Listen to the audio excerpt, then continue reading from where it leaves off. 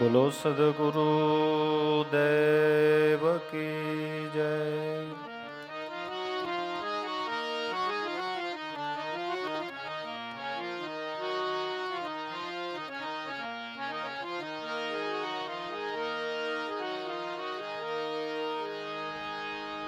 राम नाम रटते रहो,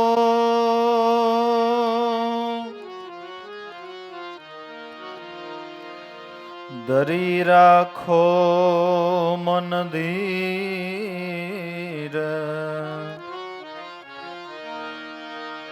कोईक दीन दीन दयाड़ को, भणक पड़े गो कान। कोईक दीन दीन दयाड़ को, भणक पड़े गो कान।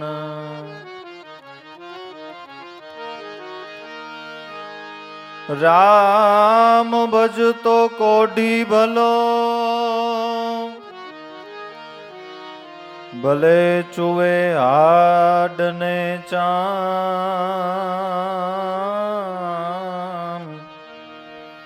કંચન દેહ સાકામનો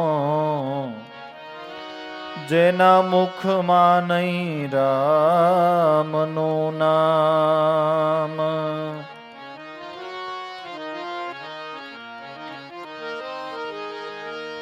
राम नाम की औषधि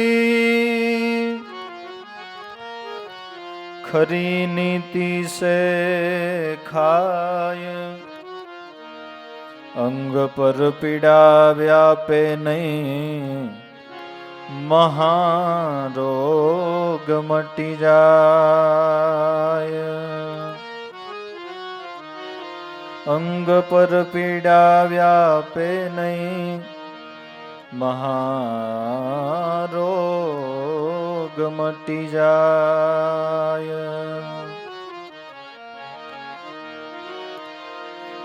राम जरूख है बैठ कर सबका मजरा लेत है. जैसी जिनकी चाकरी वैसा उनको देत है.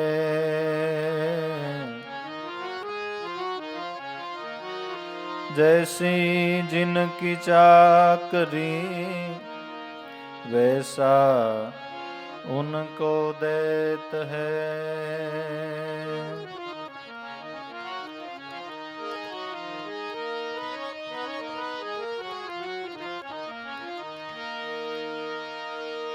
जाके प्रिय न राम बैदेही.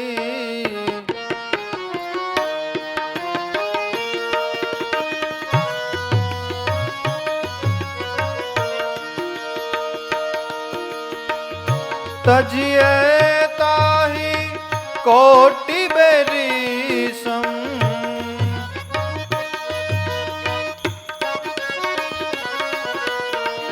तजिए ताही कोटि बेरी सम. यद्यपि परमस नेही जाके प्रियन राम बैदेही. जाके प्रियन राम बैदेही.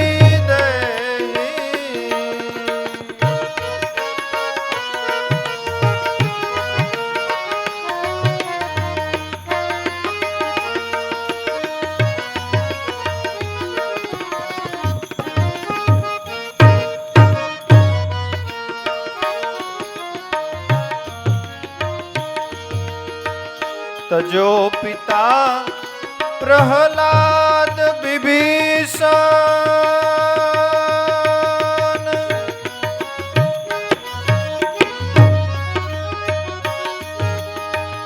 बंधु भरत महतारी.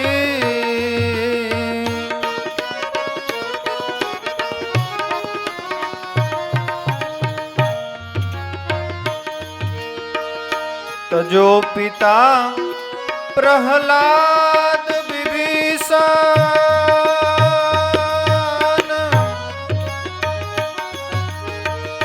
बंधु भरत महतारी. बंधु भरत महतारी.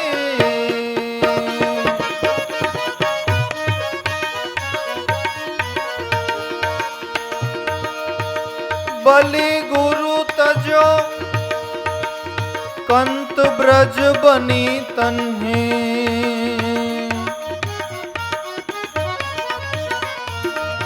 बलि गुरु तजो कंत ब्रज बनी तन्हे.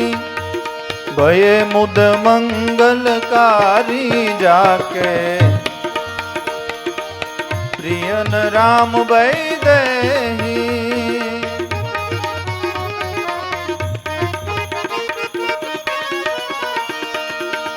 तजिए ताही कोटि बैरी सम. तजिए ताही कोटि बैरी सम. यद्यपि परम स्नेही जाके प्रियन राम बैदेही. जाके રામ ભઈ દે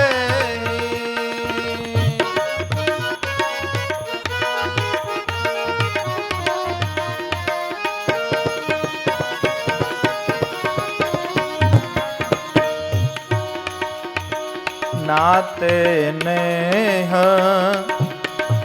राम के मनियत सुहृद सुसेव्य जहालो सुहृद सुसेव्य जहालो नाते नेह राम के मनियत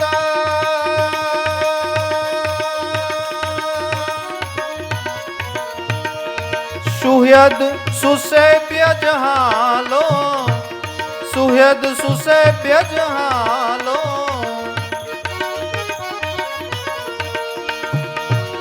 अंजन कहा आँखी जही फूटे अंजन कहा आँखी जही फूटे बहुतक कहो कहाँ लो जाके प्रियन राम भई देहि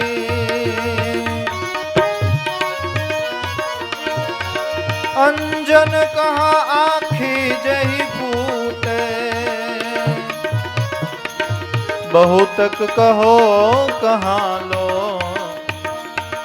जाके प्रियन राम भई देहि तजिए ताही कोटि बैरी सम यद्यपि परम सनेही जाके प्रियन राम भई देहि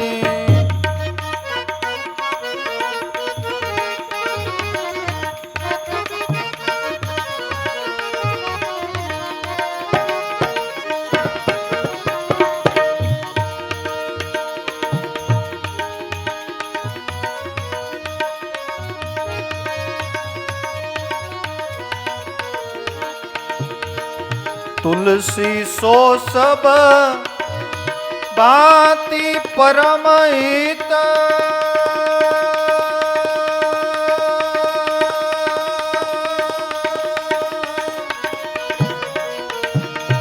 पूज्य प्राण ते प्यारो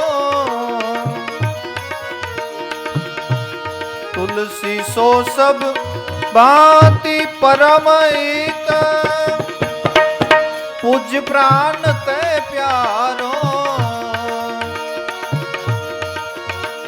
जासो होई स्नेह राम पद जासो होई स्नेह राम पद ए तो मत तो हमारो जाके प्रियन राम भई देहि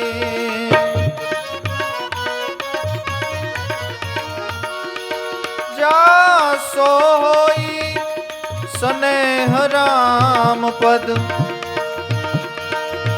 ए तो मतो ए हमारो अरे जाके प्रियन राम भई देहि तजिए ताहि कोटि बैरी सम यद्यपि परम सनेही जाके प्रियन राम भई देहि जाके प्रियन राम भई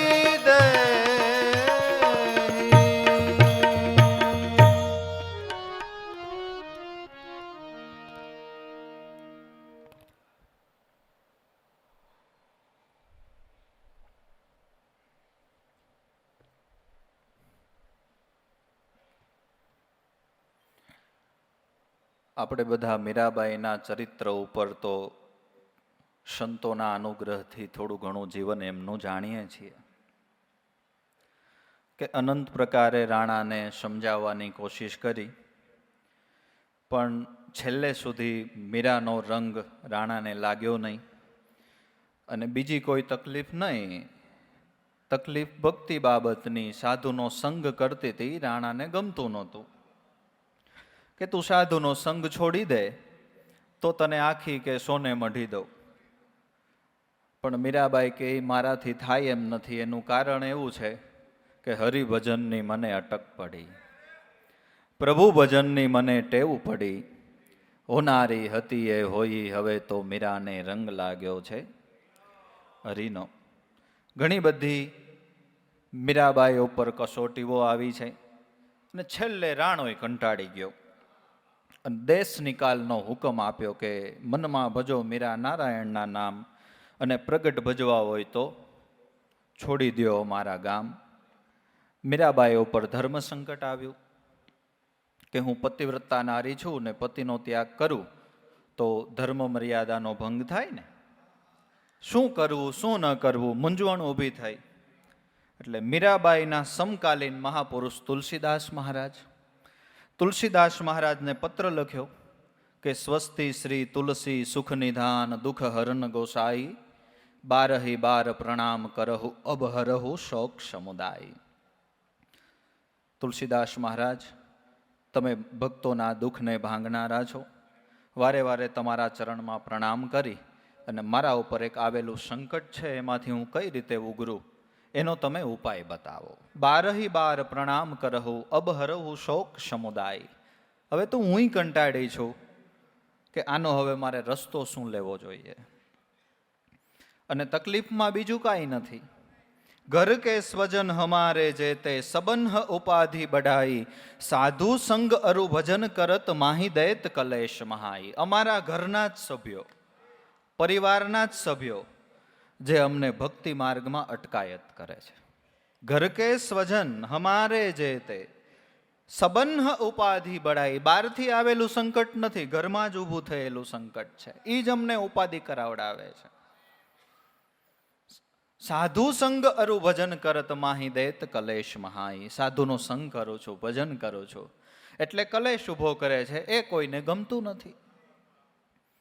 પણ મારાથી સાધુનો સંગ, ભગવાનનો સંગ ઈ છૂટે એમ નથી. કારણ શું કે બાલાપન તે મીરા કિન્હી ગિરધર લાલ મિતાઈ, સો તો અબ છૂટે નાહી ક્યો હું લગી લગન બરિયાઈ. બચપણથી જ ગિરધરલાલમાં એવી લગ્ની લાગી ગઈ છે એટલે ઈ કાંઈ હવે છૂટે એમ છે નહીં. મારા ગુરુએ જડી છે આરો પાર, ઈ કાંઈ ઉખાડી કોઈથી ઉખડે નહીં, ભલે ને લાખો મથી જાય લુવાર.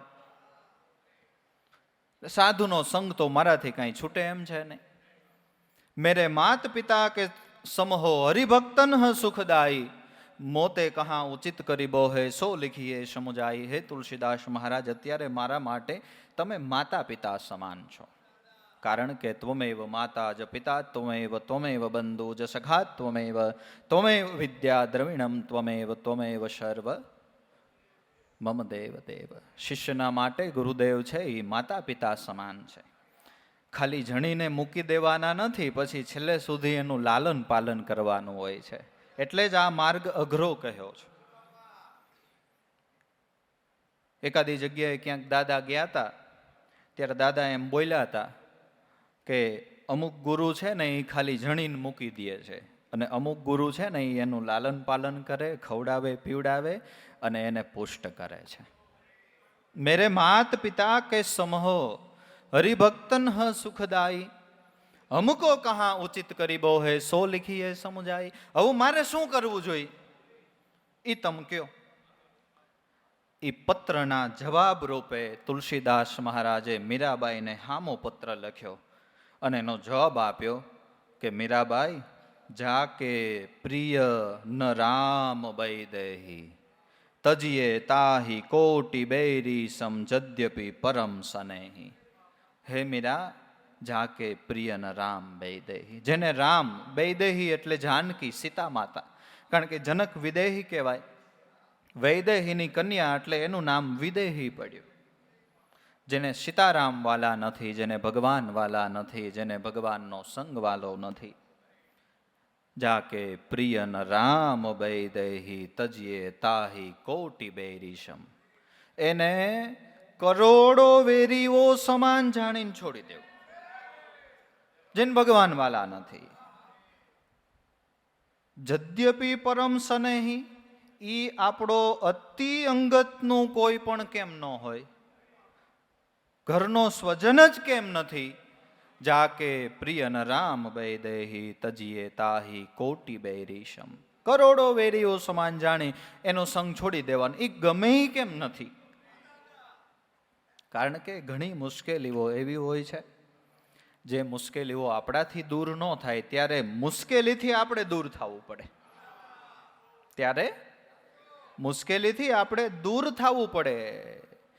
કારણ કે અમુક પ્રકારના ત્રાસ એવા હોય છે, લાકડું છે ને, લાકડું એ બ્રહ્મમાં હોય કે આ ઉદયને મારા ઉપર બહુ લગાવ છે, પણ મોડી મોડી ખબર પડે કે આને તો મને જ અંદરથી ખોખલો કરી નાખ્યો, આને તો મને જ અંદરથી ખોખલો કરી નાખ્યો. એટલે અમુક સંકટથી પછી આપણે દૂર થવું પડે, આપણે દૂર થવું પડે.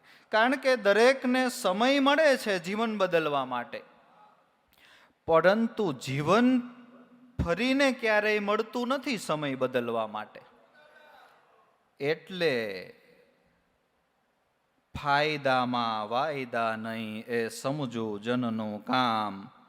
વાયદા તો પાપ કર્મને માટે ઉગારે કોઈ વાર, માટે ભલા થઈ ખોટા વાયદા છોડો અને મનને નામમાં જોડો. દાદા કે સારા કામ કરવામાં વિલંબ ન હોય, સારા કામ કરવામાં વિલંબ ન હોય.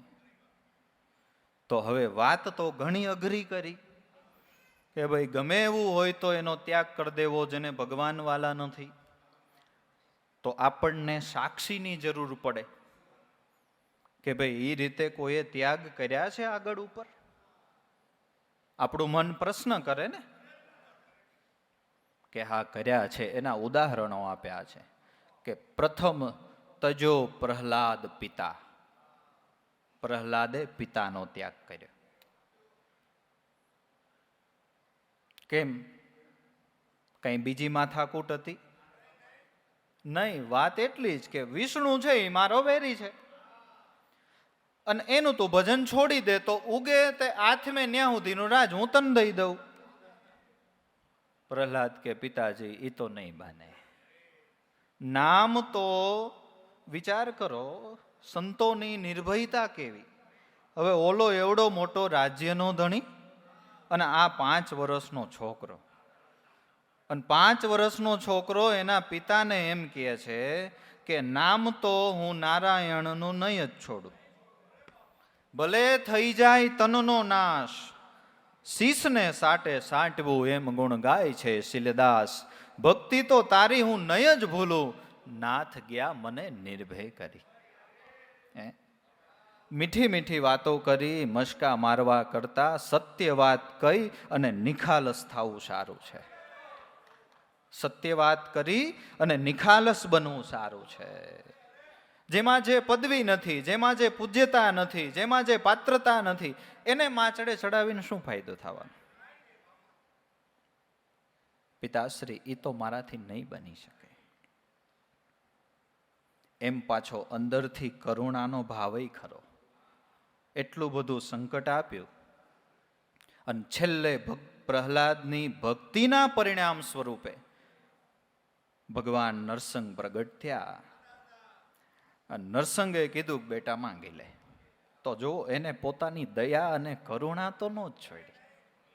એ પાછું છે ને, દયા ગરીબી બંદગી સમતા શીલ સુધ્યાન, ઇતના લક્ષણ સાધકા કહે કબીર કર વિચાર. મનથી ત્યાગ કર્યો જ્યાં સુધી વૈર કરતા હતા ભક્તિ બાબતે ત્યાં સુધી, પણ એનો અંત કર્યો ભગવાને જ્યારે, ત્યારે પાછું ઉદ્ધાર કરવાની ભાવના કરી. બેટા માંગી લે, શું જોઈએ છે?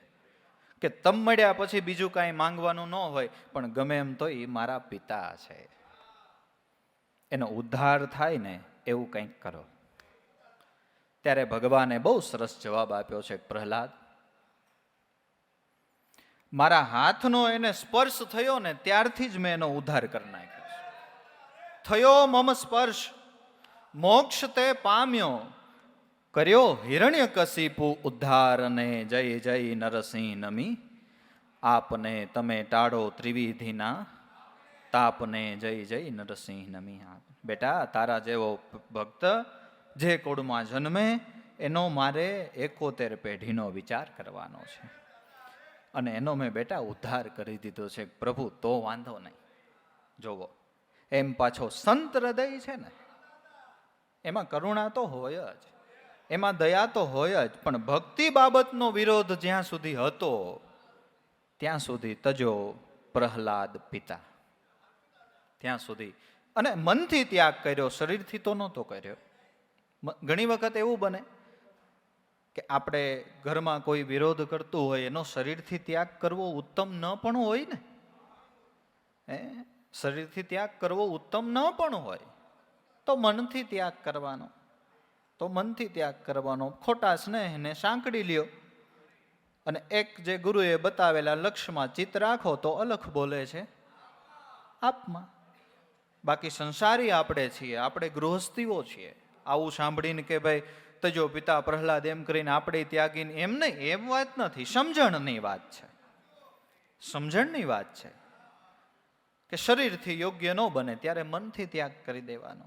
બાકી ગ્રસ્તાશ્રમની અંદર આપણે જોડાયા છીએ એટલે ગ્રસ્તાશ્રમના જે ધર્મ છે એનું તો આપણે પાલન કરવું જ પડે, એનું તો આપણે પાલન કરવું જ પડે, કરવું જ પડે.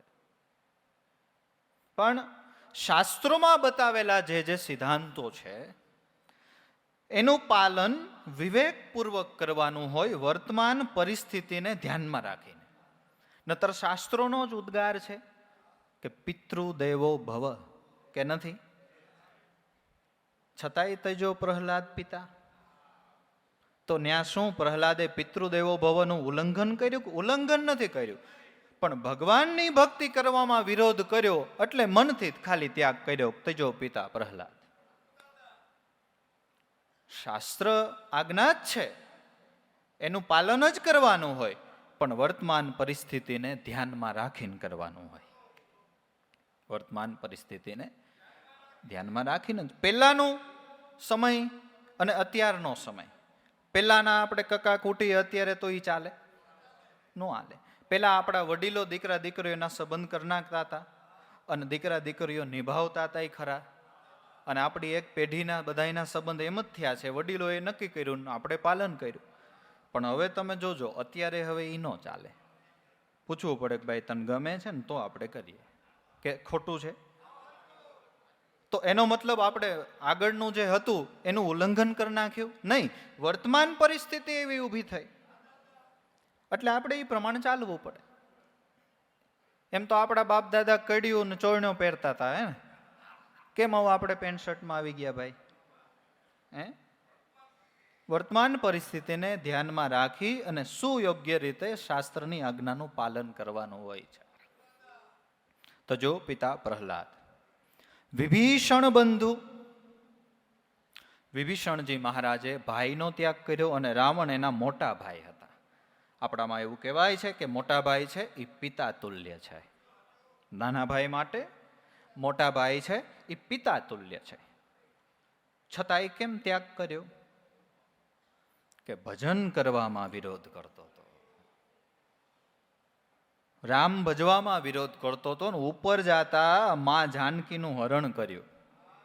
ઉપર જાતા માં જાનકીનું હરણ કર્યું એટલે લંકાના દરબારમાં સભા ભરાયેલી હતી અને વિભીષણે સાચી વાત કરી રાવણને. કોઈ પણ ભૂલ કરે છે એને આપણે સત્ય ક્યારેય કહીએ જ નહીં, તો એને કેમ ખબર પડે કે હું આ ભૂલ કરું છું? ખબર જ ન પડે. લંકાના દરબારની અંદર હવે રાવણ ક્યાં ને વિભીષણ ક્યાં? આમ તમે ગોળો, વિભીષણ એની પાસે કાંઈ ન ગણાય, બરાબર? બિચારો ભોળો ભોળો મારા ને ભક્તરાજ જેવું જીવન, રામ નામની બંદગી કરનારો માણસ. હવે રાવણ એની સામે એટલે નવગ્રહ ઢોલીએ, પવન પાણી ભરે, વાહિદું કરે, વિધાતા કોંદરો બળે, નવગ્રહ તો ઢોલીએ કે છે બાંધાતા, લંકા જેવડી રાજધાની. પણ એની હિંમતને દાદ દેવી પડે કે નહીં? એની હિંમતને દાદ દેવી પડે કે નહીં? ભાઈ, તમે મોટા ભાઈ છો એ વાત સાચી, પૂજ્ય છો એ વાત સાચી, તમારી છાયામાં અમારે રહેવું પડે એ વાત સાચી, પણ તમે જે આ માં જાનકીનું હરણ કર્યું છે ને એ ખોટું થાય છે. અને બીજું કે જો ભગવાન છે, સાક્ષાત નારાયણ છે, નિર્ગુણમાંથી સગુણ બની અને અમારા જેવા ભક્તોના દુઃખ ભાંગવા પધાર્યા છે. જો પ્રેમથી માતાજીને આપી દો તો વાંધો નથી, બાકી એની સામે તમે લડવા બેહો ને એટલે તમારી પાછળ દીવો કરવા જેવું કોઈ ન રહે. તમારી પાછળ દીવો કરવા જેવું કોઈ નહીં રહે. એટલે આને ન ગમ્યું. શું કામ? કે એવું કઈ થોડું હોય, ક્યાં રામ મનુષ્ય ને ક્યાં હું. એને તો મનુષ્ય જ લાગતા હતા. રામ મનુષ્ય ક્યાં ને હું ક્યાં.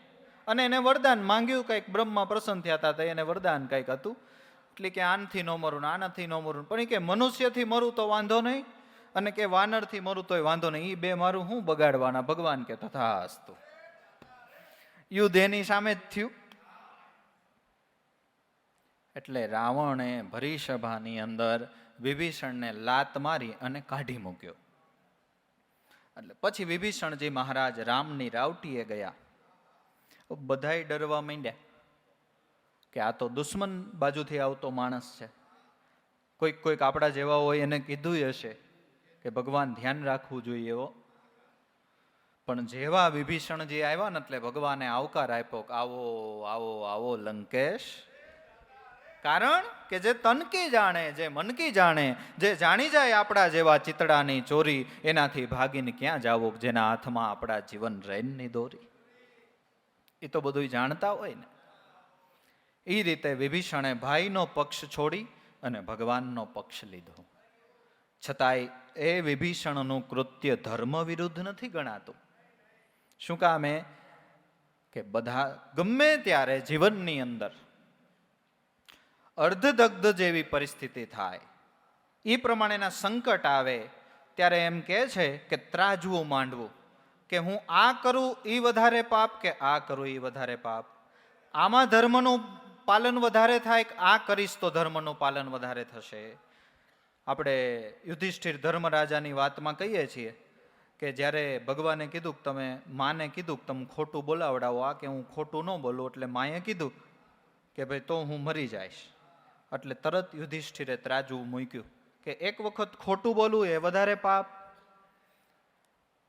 કે માં મરી જાય એ વધારે પાપ. વિચાર્યું માં મરી જાય એ જ વધારે પાપ ને, એટલે અડધું ખોટું બોલ્યા.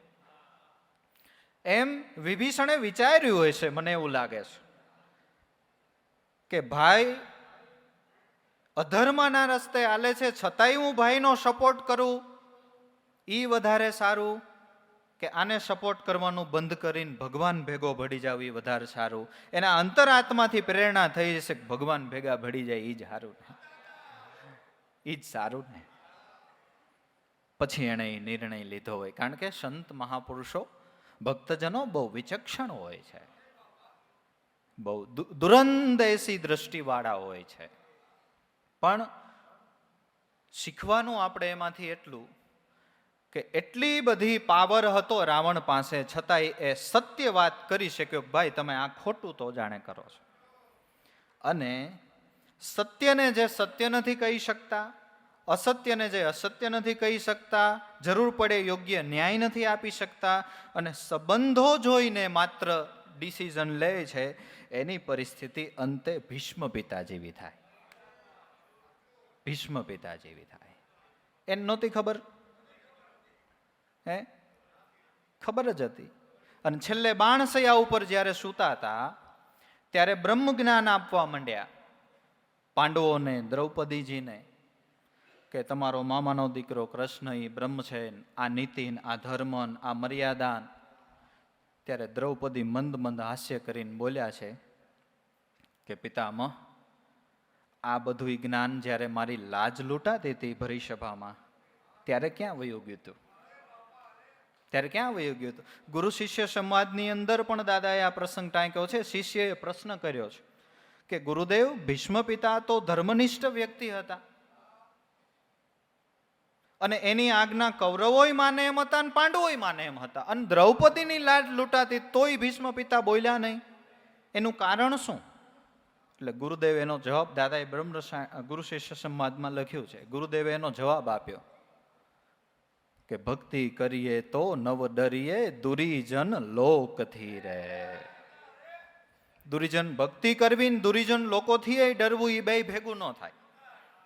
હે આ તો શીશને સાટે સાટવું એમ ગુણ ગાય છે શીલદાસ. ત્યારે દ્રૌપદીને પાછો જવાબ આપ્યો ભીષ્મ પિતાએ બહુ સરસ. દ્રૌપદીએ પૂછ્યું ત્યારે કેમ નહોતા બોલ્યા? એટલે એને જવાબ આપ્યો કે હું દુર્યોધનના પક્ષમાં હતો અને દુર્યોધનનું અન્ન એ મારા પેટમાં ગયું. ઈ પેટમાં અન્ન ગયું, એનું લોહી બન્યું. એના હિસાબે મને સારો વિચાર ત્યારે ન આવ્યો. હવે અત્યારે અર્જુનનું બાણ વાગ્યું અને એનું બનેલું લોહી બધું નીકળી ગયું ને એટલે અત્યારે પાછો સારો વિચાર આવે છે. ત્યારે હું બોલ્યો હોત તો સારું હતું. ત્યારે હું બોલ્યો હોત તો સારું હતું. સત્ય છે, એ સત્ય છે. ન્યાયાલય હોય ને, આપણે ન્યાય ત્રાજવું માંડ્યું હોય. ત્રાજવું હોય ને કે ન્યાયાધીશને ગીતાજીની સાક્ષીઓ ઉપર હાથ રખાવડાવીને યોગ્ય ન્યાય કરવાનો. આટલા ટકા તમે સાચા છો, આટલા ટકા તમે સાચા છો, આટલું તમારું ખોટું, આટલું તમારું ખોટું. ન્યાય ત્રાજવું હોય ને. અગ્રસ્થાન ઉપર આ બેઠેલા જે વ્યક્તિઓ, એને પાછળની જે પ્રજા છે એને યોગ્ય ન્યાય કરવાનો હોય છે. ગોંડલ સ્ટેટ ભગતસિંહજી બાપુ, જે દંડ પ્રજાને થાય એ જ દંડ પોતાના સગા દીકરા નહીં થાય. કોઈ પણ દંડ કરે તો જે દંડ પ્રજાને થાય એ પોતાના દીકરા નહીં થાય. પછી એવું નહીં કે આ મારો દીકરો છે એટલે એને હું થોડીક ક્ષમા આપીને ઓછો દંડ કરું. ત્યાં સંબંધ વચ્ચે ન આવે. ત્યાં ત્રાજવું મૂકવાનું આવે કે આ દંડ અને એનું આ પરિણામ, એનું આ પરિણામ. એવી જ રીતે આપણે સંસાર વ્યવહાર ગૃહસ્થ જીવનની અંદર પણ એવા વડીલો જે ઘરમાં હોય એને પાછળ જે છે એને યોગ્ય દંડ આપવાના હોય, એને યોગ્ય ન્યાય કરવાનો હોય, એની સમસ્યાઓના સમાધાન કરવાના હોય છે. ઘર સંસારનું એક સત્ય એવું કરીને એના એક 4 સ્લોગન છે, 4 વાક્યો છે કે જે ઘરમાં વડીલ ગરમ, સંતાન નરમ, એ ઘરમાં શરમ. જે ઘરની અંદર વડીલ ગરમ હોય, ન્યાય બરાબર આપે એવો હોય અને સંતાનો એની આજ્ઞાનું પાલન કરતા હોય ને, તો એ ઘર મર્યાદાવાળું હોય. એ સંસ્કારિક ઘર કહેવાય કે જ્યાં વડીલ ગરમ છે, પાવરવાળા છે, જે દરેકને યોગ્ય ન્યાય કરે છે અને સંતાનો વડીલોની આજ્ઞાનું પાલન કરે છે. એ ઘરમાં શરમ, એ મર્યાદાવાળો ગ્રસ્તાશ્રમ ધર્મ ગણાય છે. બીજું વાક્ય કહ્યું કે જે ઘરમાં સંતાન ગરમ અને વડીલ નરમ, એ ઘર બે શરમ. સંતાન ગરમ થઈ જાય અને વડીલ નરમ રહે. છોકરાઓ મન પડે એમ વડીલોની આગળ કે ઘરમાં જે કોઈ માતા પિતાની આગળ મન પડે એમ બોલવા માંડે, તો એ ઘર બે શરમ ગણાય. એ બહુ સંસ્કારવાળું ઘર નહીં. કારણ કે જેમાં સંતાન ગરમ થઈ ગયા અને વડીલ નરમ છે, એ ઉલટી રીત થઈ ને, એ ઉલટી રીત થઈ. એ બરાબર નહીં. વડીલોની આજ્ઞામાં જ હંમેશા સંતાનોએ રહેવાનું હોય છે. પણ આવું થવાનું કારણ શું? ઘણી વખત સંતાન ગરમ થઈ જાય ને વડીલ નરમ રહી જાય. એનું કારણ શું? કે ઘણી વખત એવું બને કે યોગ્ય સમયે સંતાનોને યોગ્ય ન્યાય ન આપ્યો હોય ને, પછી ક્યારેક સંતાનો ગરમ થઈ જાય કે તમે આવું તો આ સમયે આમ કરવું જોઈએ, તો આવું તો કર્યું નહોતું. એટલે ત્રીજું વાક્ય કહેવામાં આવ્યું કે જે ઘરમાં વડીલય ગરમ, સંતાનય ગરમ, જે ઘરમાં વડીલય ગરમ, સંતાનય ગરમ, એ ઘરના સંબંધ ખતમ. વડીલય ગરમ ને નો બાપ દીકરાનું સાંભળે, નો દીકરો બાપનું સાંભળે, નો દીકરી માનું સાંભળે, નો માં દીકરીનું સાંભળે, નો ભાઈ ભાઈનું સાંભળે, ભાઈ ભાઈનું નો સાંભળે, નો પતિ પત્નીનું સાંભળે, નો પતિ પત્નીનું સાંભળે. ત્યાં સંબંધ ખતમ. ત્યાં રોજે કંકાસ રે, કારણ કે કોઈ કોઈનું સાંભળવા જ તૈયાર નથી. ત્યાં બધા સંબંધ ખતમ. ચોથું વાક્ય, જે ઘરમાં સ્ત્રીનું ચલણ અને છતાંય પુરુષ નરમ, એ ઘરના ફૂટા કરમ. જય સિયારામ. એ ઓલું નર્કકુંડના કીડામાં કદ બધે ને એમ વાહિલાની પરિસ્થિતિ થાય, એવી પરિસ્થિતિ થાય. વડીલ છે એ તો પાવરફુલ, તાકાત વાળું વ્યક્તિત્વ હોવું જોઈએ. અમારે દેવળિયા વાળા રામ બાપા હતા, એ મહેમાન આવે એટલે એ જે કહે ને એ થવું જ જોઈએ, એમાં હાલે જ નહીં. અમારે મનુ બાપાના સસરા માલવાણમાં લક્ષ્મણ બાપા, એને ઈચ્છા થાય એટલે 10 દી 15 દી હગાવાલાને ફોન કરીને કે ભાઈ આવી જાય, જો આપણી ત્યાં ફલાણી તારીખે જમણવાર છે, ઘરના બધા સભ્યોને કહી દે કે આટલા મહેમાન આવવાના, જમવાનું બનાવી નાખજો. નવા જ ગોદડા પાથરવાન, જૂના નો હાલે. એમાં એક વખત આમ તેમ થયું ને એટલે એની ઓલી ખાતાની બુક ને હાથ બાર કાઢીને નવા કપડાં પહેરીને અમરેલી જવા નીકળ્યા. ઘરના સભ્યો કે ક્યાં જાવ છો? એ કે અમરેલી. કેમ? એ કે મારા ખાતે જમીન છે, મારે વેચી નાખવી છે, અને એ પૈસા આવે એમાંથી આપણે અતિથિઓના સત્કાર કરવા છે, એમાંથી આપણે અતિથિઓના સત્કાર કરવા છે. આપણને ખબર છે કે આપણે વર્ષોથી દેશ રામ મંદિર બાબતે પીડાતો હતો ને, એક વડાપ્રધાન હારો આવી ગયો તો કામ થઈ ગયું કે નહીં? થઈ ગયું ને. તજો પિતા પ્રહલાદ વિભીષણ બંધુ ભરત મહતારી. ભરતે માતા કૈકેયીનો ત્યાગ કર્યો. હવે આપણામાં તો સિદ્ધાંત છે માતૃદેવો ભવ, પણ ઘટના એવી હતી, 2 લેણા વરદાન માંગ્યા કે ભરત છે ગાદીએ બેસે અને રામ છે એ વનમાં જાય. એ વખતે ભરતને શત્રુઘ્નની હાજરી નહોતી, એ મામાના ઘરે હતા. હવે પાછળથી રામ અને સીતા અને લક્ષ્મણજી વનમાં પધાર્યા. એ આઘાતમાં દશરથજીનું મૃત્યુ થયું. એટલે વશિષ્ઠએ મામાના ઘરેથી ભરતને અને શત્રુઘ્નને બોલાવ્યા. હવે અયોધ્યાની અંદર જેવો રથ પ્રવેશ કર્યો ને, અયોધ્યાની અંદર ત્યાં વાતાવરણ આખું બીજું. અયોધ્યા જ નહોતી લાગતી, જાણે કેમ સ્મશાન ભૂમિ હોય. હવે જેવા રથમાંથી ઉતર્યા એટલે કઈ આગળ જઈ પોતાના કક્ષમાં ભરતને શત્રુઘ્નને બોલાવ્યા. અને જે આખી ઘટનાઓ હતી એ ઘટનાનું વર્ણન કર્યું કે આવું થયું બેટા, મેં તારા હિત માટે રામને વનમાં મોકલ્યા અને તને મારે ગાદી અપાવડાવવાની હતી, પણ વિધિએ કંઈક બીજું વિચાર્યું એટલે એ આઘાતમાં તારા પિતાનું મૃત્યુ થયું. હવે એનો અગ્નિ સંસ્કાર કરી અને તમે ગાદી ઉપર બેસો. અને પછી જે ભરતની જ્વાળા નીકળી છે એના માટે તો રામચરિત માનસમાં અયોધ્યા કાંડનું અધ્યયન કરવું પડે. અરે પાપીણી કૈકેયી, તે તો અમારા કુળને કલંક લગાડ્યું. અરે મને તે જન્મતા વેત મારી નાખ્યો હોત તો મારા ઉપર આ કલંક નો આવત. અરે આવું વરદાન માંગતા તારા મોઢામાં કીડા કેમ ન પડ્યા દૃષ્ટ બુદ્ધિ? આ બધું આબેહૂબ લખાયેલું છે. તારા મોઢામાં કીડા કેમ ન પડ્યા? આવું વરદાન માંગતા તારું હૃદય ફાટી કેમ ન ગયું? અરે કૈકેયી, તું તો દૃષ્ટ અવગુણોની ખાણ છો. તું મારા નજરની સામેથી આગી જા, નતર મારાથી કંઈક અયોગ્ય વર્તન થઈ જશે હમણાં. હવે એમ હજી વાતચીત ભરતને કૈકેયીનો સંવાદ ચાલે છે, ત્યાં બરાબર લાકડીના ટેકે ઓલી મંથરા આવી. હવે શત્રુઘ્નજીને શરીરમાં ક્રોધ વ્યાપી ગયો હતો એટલે એની ખૂંધ ઉપર જે લાત મારી ને, કપાળ ફૂટી ગયું, લોહી નીકળવા માંડ્યું, દાંત પડી ગયા, પછી ચોટલો પકડીને ખેંચીને લઈ જાય છે. એમ પાછા ભરતજી પ્રેમા અવતાર કહેવાય છે. શત્રુઘ્નજીને પાછા વાળ્યા કે આપણને આ વર્તન યોગ્ય ન લાગે. પછી કે ચાલ આપણે કૌશલ્યા માતાને મળી આવીએ. કૌશલ્યા માતાને ત્યાં ગયા. કૌશલ્યા માતાને ત્યાં ગયા, પણ ભરતજીની જે ક્રોધાગ્નિની જ્વાળાઓ હતી, કૌશલ્યા માને કીધું કે માં, આ કઈ જૈનમી જ હું કામ? અને જૈનમી તો વાંજણી કેમ ન રહી? કૌશલ્યા માતા તો કૌશલ્યા છે. એમને ભરતજીનો ક્રોધાગ્નિ જે છે એ મીઠી વાણીથી શાંત કર્યો. હવે ઊંડાણપૂર્વક તમે વિચારો તો કૈકેયીએ રામનું ખરાબ કર્યું હતું, ભરતનું જ ખરાબ નહોતું કર્યું ને. ભરત માટે તો એનો અહોભાવ જ હતો ને, રામને વનમાં મોકલ્યા ને પોતાના દીકરાને ગાદીએ બેસાડો હતો.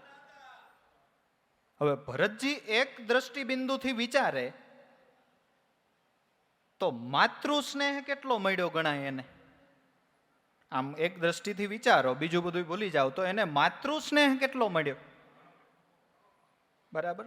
પણ મને એવું લાગે છે કે ત્યારે ભરતજીએ મેં કીધું એમ ત્રાજવું માંડ્યું હશે કે હું માને સત્ય વાત કરી દઉં એ વધારે સારું કે ન કરું એ વધારે સારું.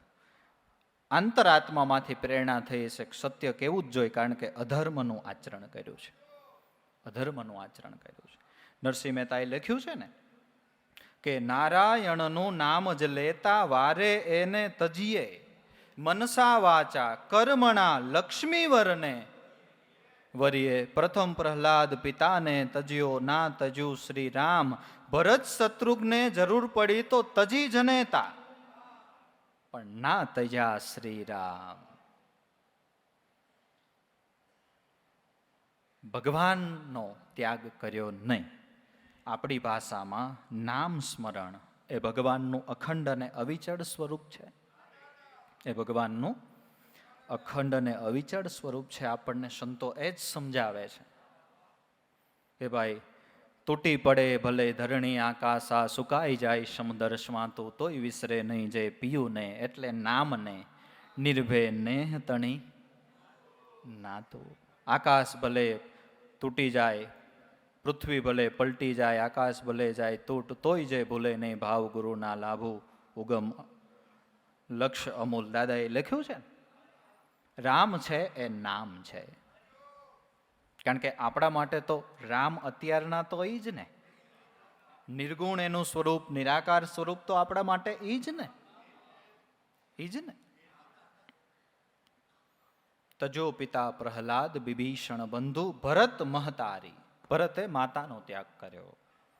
ભરત મહતારી બલિ ગુરુ તજ્યો. બલિએ ગુરુનો ત્યાગ કર્યો. વાસ્તવિકમાં ગુરુનો ત્યાગ કર્યો એવું નથી, પણ એની ખાલી એક આજ્ઞાનું પાલન નથી કર્યું. ઘટના એવી છે કે ઇન્દ્રએ બલિરાજા ઉપર પ્રહાર કરી અને બલિરાજાનું મૃત્યુ કર્યું. કોણે? ભાગવતમાં લખાયેલી કથા છે. ઇન્દ્રએ બલિરાજાનું મૃત્યુ કર્યું. બલિરાજા કોણ હતા? કે પ્રહલાદજી, પ્રહલાદજીના દીકરા વિરોચન અને વિરોચનના દીકરા બલિરાજા. પ્રહલાદની પેઢીમાં આવે છે. એટલે બલિરાજાના ગુરુ શુક્રાચાર્યજી મહારાજ જે અસુરોના ગુરુ હતા. શુક્રાચાર્યજી મહારાજે મૃત સંજીવની વિદ્યા દ્વારા બલિરાજાને સજીવન કર્યા અને સંજીવનીના માધ્યમથી દૃષ્ટો, દાનવો એ પુષ્ટ બન્યા અને સ્વર્ગ ઉપર આક્રમણ કર્યું. બલિરાજા સહિત જે કોઈ હતા તેણે. અને સ્વર્ગમાંથી દેવતાઓને હાંકી કાઢ્યા. એટલે સ્વર્ગના દેવતાઓ પરાસ્ત બન્યા.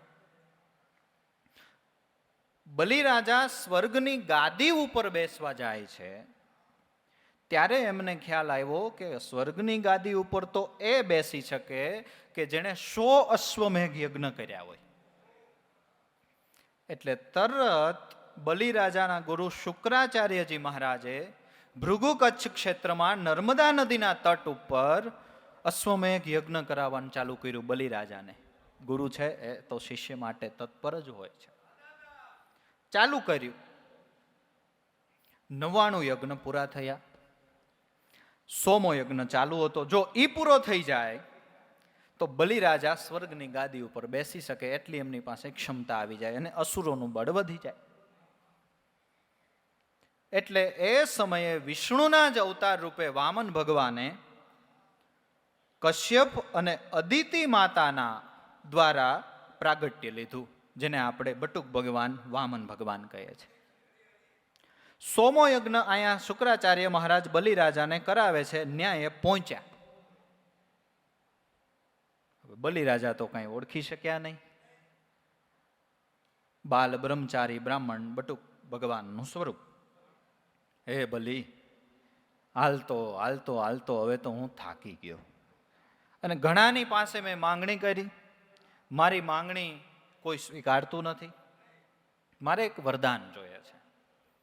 કે બોલો ને પ્રભુ, શું જોઈએ છે? બલિરાજા કે જાજુ કાંઈ જોઈતું નથી, 3 ડગલા પૃથ્વી જોઈ. કેટલી? બલિરાજા કે પ્રભુ 3 ડગલામાં શું થાય, વધારે માંગો ને. નહીં બલી, મારે તો જો નાનું સ્વરૂપ, નાની એવી પરણકોટી બાંધીને ભજન કરવું, મારે વધારે માંગીને શું કરવું. એટલે બલિરાજા કે તથાસ્તુ. એટલે બલિરાજા વચને બંધાઈ ગયા. એક વખત બાજુમાં શુક્રાચાર્ય મહારાજ બેઠા હતા, એ ઓળખી ગયા. બલી, તું મારો શિષ્ય છો, તારા હિત માટે હું કહું છું, પાછો વળી જા, હમણાં વામનમાંથી વૈરાટ થાય. અને આ શ્રી હરિ છે, એ દેવોનું કાર્ય સિદ્ધ કરવા આવ્યા છે, તને પરાસ્ત કરીને પાછી દેવતાઓને સ્વર્ગની ગાદી આપવા માટે આવ્યા છે. એટલે હું તારો ગુરુ, તને શિષ્ય, તું મારો શિષ્ય, હું તને આજ્ઞા કરું કે આ સંકલ્પ તું પાછો ખેંચી લે. આ ભગવાન સાક્ષાત વિષ્ણુ છે. એટલે એ એક વાત બલિરાજાએ ન માની કે મહારાજ, મેં એક વખત તથાસ્તુ કહી દીધું, સંકલ્પ લઈ લીધો, આ તો વચને માર્યા મરી ગયા, વચને છોડ્યા રાજ, વચન વિચારીને હાયલા એના સુધરી ગયા. કાજ કે તમે મારા ગુરુદેવ સાચા, પણ મારાથી જે પ્રણ લેવાઈ ગયું, જે ભગવાનને સંકલ્પ અપાઈ ગયો, એ સંકલ્પમાંથી હું પાછો ફરું નહીં. અને બલિએ વિચાર્યું હતું કે આ 3 લોકનો નાથ છે, કદાચ લઈ લઈએ તો એની સામે 1000 ગણું દેવાની એનામાં તાકાત છે, એનામાં તાકાત છે. એટલે વામનના રૂપમાં ભગવાન બોલ્યા કે બલિ, પાણીની અંજલિ આપ ને તું, ત્યારે તારો સંકલ્પ છે એ પૂરો થાય. શુક્રાચાર્યજી મહારાજ બલિને બહુ વાળે છે, બલિરાજા માનતા નથી, પાણીની અંજલિ આપવા જાય છે. એ વખતે શુક્રાચાર્યજી મહારાજે બલિરાજાને શ્રાપ આપ્યો કે તું બલિ મારું માનતો નથી ને, રાજ્ય લક્ષ્મીથી હીન થઈ જાય. એ શ્રાપ નહીં બલિરાજાએ સ્વીકાર લીધો, કારણ કે એને અંદરથી ખબર હતી કે ઓજા હોશિયાર સદા ધણી આગે, દિલ સાબિત છે ને, તો ડરના ક્યાં, તો ડરના ક્યાં.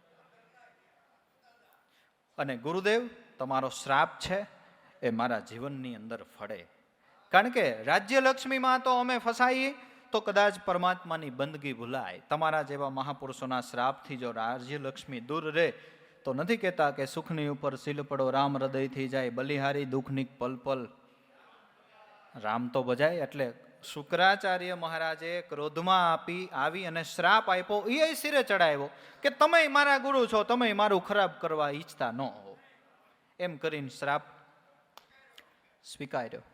જેવી અંજલિ દીધી અને વામનમાંથી ભગવાન વૈરાટ બન્યા, માથું આકાશમાં, પગ પાતાળ.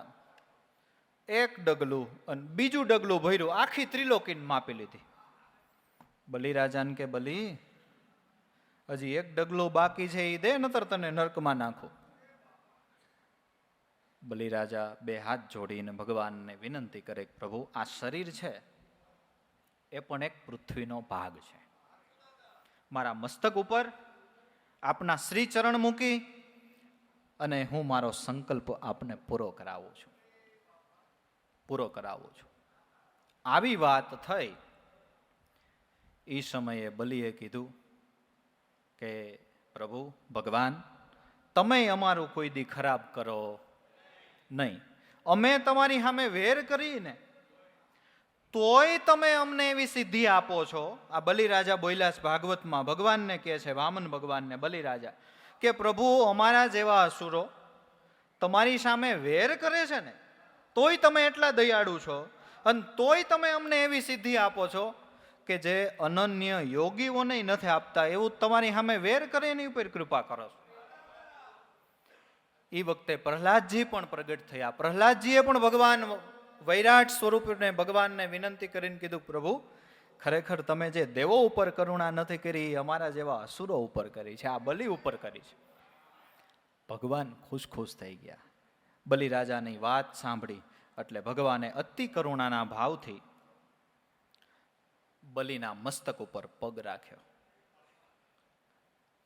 તોય બલિરાજાએ કીધું, પ્રભુ અમારો કઠોર જ્ઞાતિમાં જન્મ અને અમારા કઠોર વાડ એ આપના કોમળ ચરણને જો વાગ્યા હોય તો એ બદલ અમને ક્ષમા કરજો. આવી ગદગદ કંઠે વિનંતી કરીને બ્રહ્માજી હાજર હતા. બ્રહ્માજી ખુશ થઈ ગયા. બ્રહ્માજીએ ભગવાનને વિનંતી કરી, પ્રભુ હવે આને તો છોડો, હવે તો આ બલિને છોડો, ત્યારે ભગવાન બ્રહ્માજીને કહે છે કે બ્રહ્માજી, હું જેના ઉપર કૃપા કરું છું ને, હું જેના ઉપર કરુણા કરું છું ને, એનું એક વખત બધું લઈ લઉં છું. હવે વસ્તુ બેયની એક જ થઈ ને. ભલે શુક્રાચાર્ય શ્રાપ આપ્યો તું રાજ્ય લક્ષ્મીથી હીન થઈ જા, એ વાત ભગવાને બ્રહ્માજીને કરી કે હું જેના ઉપર કૃપા કરું છું એની પાસે એક વખત બધું લઈ લઉં છું. અને ત્યાર પછી ભગવાનને એટલો કરુણાનો ભાવ થયો બલિ ઉપર. શાસ્ત્ર એમ કે છે કે એના એ પગ, મસ્તક ઉપર પગ મૂક્યો ને ભગવાને, એના એ પગ વડે બલિને પાતાળમાં ચાંપી દીધો અને બલિને પાતાળનું રાજ્ય આપ્યું. લટકે વામન રૂપ ધરીને ઉભા બલિને દ્વારે, 3 ડગલા પૃથ્વી જાંચીને બલિને ચાંપ્યો પાતાળ તમારા લટકાને. પાતાળનું રાજ્ય એટલે આપણા સંતો એને આત્મરાજ્ય કહે છે. સંત સેવાએ સુકૃત વાધે, સફળ થાય કાજ જોને, પ્રીતમના સ્વામીને ભજતા આવે ઈંડુ રાજ જોને. પાતાળનું રાજ્ય એટલે આત્મરાજ્ય આપ્યું. સુતલમાં બલિના આવાસને 52 દરવાજા, ભગવાન 52 રૂપ લઈ અને બલિના દ્વારપાળ બનીને બલિરાજાનું રક્ષણ કરે છે. બલિરાજાનું રક્ષણ કરે છે. 3 દેવ 4 મહિના ચોકી કરે. 4 મહિના સુધી ભગવાન વૈકુંઠમાં ન ગયા. લક્ષ્મીજીએ નારદને પૂછ્યું કે ક્યાં હમણાં ખોટી થઈ ગયા એટલા બધા? નારદ કે ઓલા બલિને બાંધવા ગયા ને પોતે બંધાઈ ગયા. ભક્ત વત્સલ તો છે જ કે પણ હવે એ કઈ છૂટે એવો કઈ ઉપાય કે તો તમારે બલિના બેન બનવું પડે. એની સેવા પૂજા કરો ને. હમણાં જ રક્ષાબંધન આવે છે ને શ્રાવણ મહિનામાં, તો એ રાખડી બાંધી દેજો બલિને. અને પછી બલિ એમ કે બેન તારે હું જોઈ છી, ત્યારે બીજું કાંઈ માંગતા નહીં, એટલું કહીજો કે તારો દ્વારપાળ છે ને મને દઈ દે. એ રાખડી બાંધીને બલિ કે બેન હું જોઈ છી, કે આ તારો દ્વારપાળ દઈ દે. તો એ ભગવાન છૂટ્યા. ત્યારે ભગવાન છૂટ્યા. બલિ ગુરુ તજ્યો, સંપૂર્ણ ગુરુનો ત્યાગ કર્યો એવું નહોતું, પણ એનાથી સંકલ્પ લેવાઈ ગયો ને ભગવાનને કહેવાય ગયું કે ભાઈ હું તમને 3 ડગલા પૃથ્વી આપીશ. એટલે એને વિચાર્યું કે મેં સંકલ્પ કર્યો છે ને એટલે મારે આપવું પડે. અને એમાં હું એવું ધારું છું કે છતાંય ભલે શુક્રાચાર્યને ક્રોધ આપ્યો, શ્રાપ આપ્યો, છતાંય એ અંદરથી રાજી જ થયા હશે. કારણ કે મેં હમણાં કીધું એમ અમુક આજ્ઞાઓનું પાલન, અમુક સિદ્ધાંતોનું પાલન વર્તમાન પરિસ્થિતિને ધ્યાનમાં રાખીને કરવાનું હોય છે. ધ્યાનમાં રાખીને કરવાનું હોય છે. હવે તમે વિચારો, લાભુ દાદા એક સત્સંગમાં એમ બોલ્યા કે ઉગારામ દાદા એવું કહેતા કે ભાઈઓ તમારે ભક્તિ કરવી તો અદીઠ રહીને કરવી, અને તમે જે સત્સંગ સમાજમાં મેળાવડાના વાયકો આપો છો એ વાયકો પ્રિન્ટ કરી એટલે છાપીને ન આપવા, એ વાયકો લખીને આપવા, આવી ઉગારામ દાદાની આજ્ઞા થઈ. દાદાશ્રી એનું પાલન નહીં કર્યું. પણ ઉગારામ દાદાની જ હયાતીમાં પછી આપણો સમાજ એટલો વધ્યો એટલે છેલ્લે ઉગારામ દાદાની હયાતીમાં જ પાછા આપણે વાયકો છપાવવા પડે એવો સમય આવી ગયો. એટલે એનો મતલબ એવો નથી કે આપણે ઉગારામ દાદાની આજ્ઞાનું પાલન નથી કર્યું, પણ સમયને ધ્યાનમાં રાખીને કર્યું છે. વર્તમાન પરિસ્થિતિને ધ્યાનમાં રાખીને કર્યું છે. દાદા તો એક સત્સંગમાં એમ બોલ્યા કે આપણે આજે લાઉડ સ્પીકર ઉપર સત્સંગ કરીએ ને, સાવ શરૂઆતમાં ઉગારામ દાદા એની ના પાડતા કે તમે એમનેમ બોલો, લાઉડ સ્પીકરમાં નહીં. પણ હવે સમાજ વધ્યો, હવે આટલા બધા લોકો લાઉડ સ્પીકર વગર છેલ્લે સુધી સાંભળી શકે, તો આપણે ફરજિયાત આ વસ્તુને અપનાવવી પડી. તો એનો મતલબ એવો તો નથી કે આપણે ઉગારામ દાદાની આજ્ઞાનું ઉલ્લંઘન કર્યું, એવો તો નથી. બીજો જોવાની શરૂઆત થઈ. શામજી બાપાએ એવો આદેશ કર્યો કે બટુક ભોજન કરાવડાવો અને મીઠા ભાત કરીને અતિથિઓ આવે ને બાળકોને જમાડો, એનો આદેશ થયો, એને આજ્ઞા થઈ. હવે અત્યારે તો આપણે ચૂરમાના લાડવાઈ કરીને ખવડાવીએ છીએ. હવે અત્યારે તો આપણે ગરમીનો ટાઈમ હોય તો મઠોય ખવડાવીએ છીએ. તો એનો મતલબ એવો થાય કે ભાઈ એમને કહેતા મીઠા ભાત કરીને ખવડાવજો ને તમે અત્યારે શ્રીખંડને લાડુ ખવડાવો છો, કે ઉલટાનો એનો આત્મા છે એ રાજી થાય. રાજી થાય. નતર ત્યારે તો એને એમ જ કીધું તમે મીઠા ભાત કરીને ખવડાવો. પણ એ સમય એવો હતો. અત્યારે આપણે સારું કરીએ છીએ તો એનો અંતરાત્મા રાજી જ થાય, એમાં કોઈને પૂછવાનું જ ન હોય. અને આજ્ઞાના પાલનમાં એવું છે કે વિવેકપૂર્વક સંતોએ આજ્ઞાના પાલનો કર્યા. જુઓ તમે, શામજી બાપાએ કીધું ઉકા બાપાને દેવારામ બાપાને બોલાવીને કે મારી ઈચ્છા છે કે આ રીતે દર સુદ બીજ તમે ઉજવો અને બટુક ભોજન કરાવો, અતિથિઓ આવે એને ખવડાવો, અને જે તમને કુદરતે સમજણ આપી છે એ પ્રમાણે તમે લોકોને આજ્ઞા આ રસ પીવ ને પાવ. હવે ઉકા બાપા અને દેવારામ બાપા શામજી બાપાને સીધા કહી શકતા હતા કે બાપા તમારી આજ્ઞા અમને શિરોમાન્ય છે ને એ અમે કરશું. પણ શું કીધું એમણે? જુઓ, હવે આજે ગૃહસ્થાશ્રમમાં રહેવાની સમજણ, એને શું કીધું કે બાપા તમારી આજ્ઞા અમારે માટે તો શિરોમાન્ય જ હોય, પણ અમારા આંગણે જે અતિથિઓ આવે એને અમે આવકાર આપીએ. બહુ તો પાણીનો લોટો પાઈએ, પણ એને કાંઈ ચા બનાવીને તો અમે પાઈએ નહીં, એને રોટલા તો અમે ઘડીને ખવડાવીએ નહીં. અમે અમારા ઘરેથી બહેનોને પૂછી લઈએ કે આમાં તમે રાજી છો ને?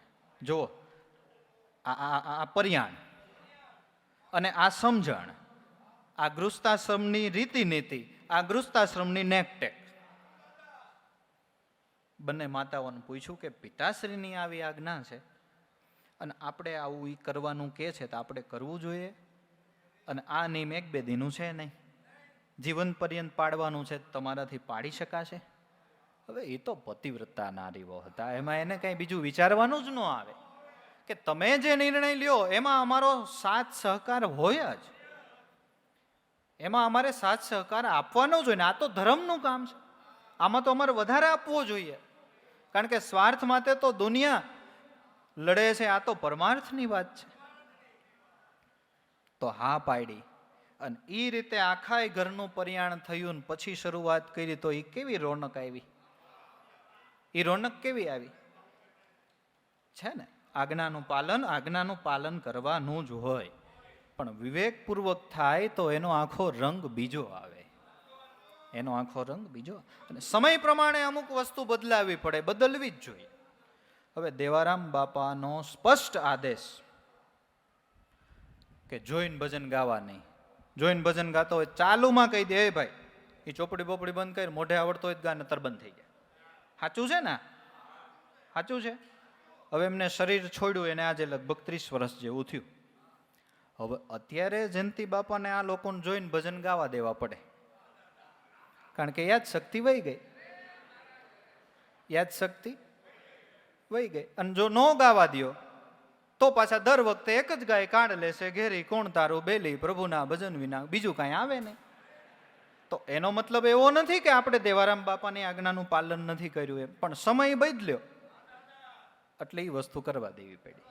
અને આપણે જેટલા ભજન ગાય છે ને એમાં હોય 80% જોઈને જ ગાઈશ, 20% કોઈક પુરુષો બચ્યા છે.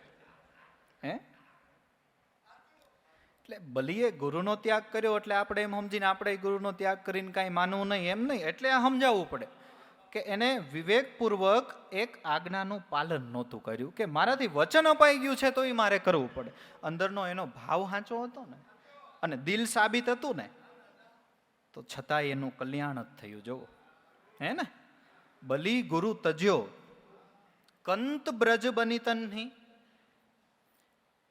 વ્રજની ગોપીઓએ પતિનો ત્યાગ કર્યો, ભગવાન પ્રાપ્તિમાં બાધક સમજીને પતિનો ત્યાગ કર્યો.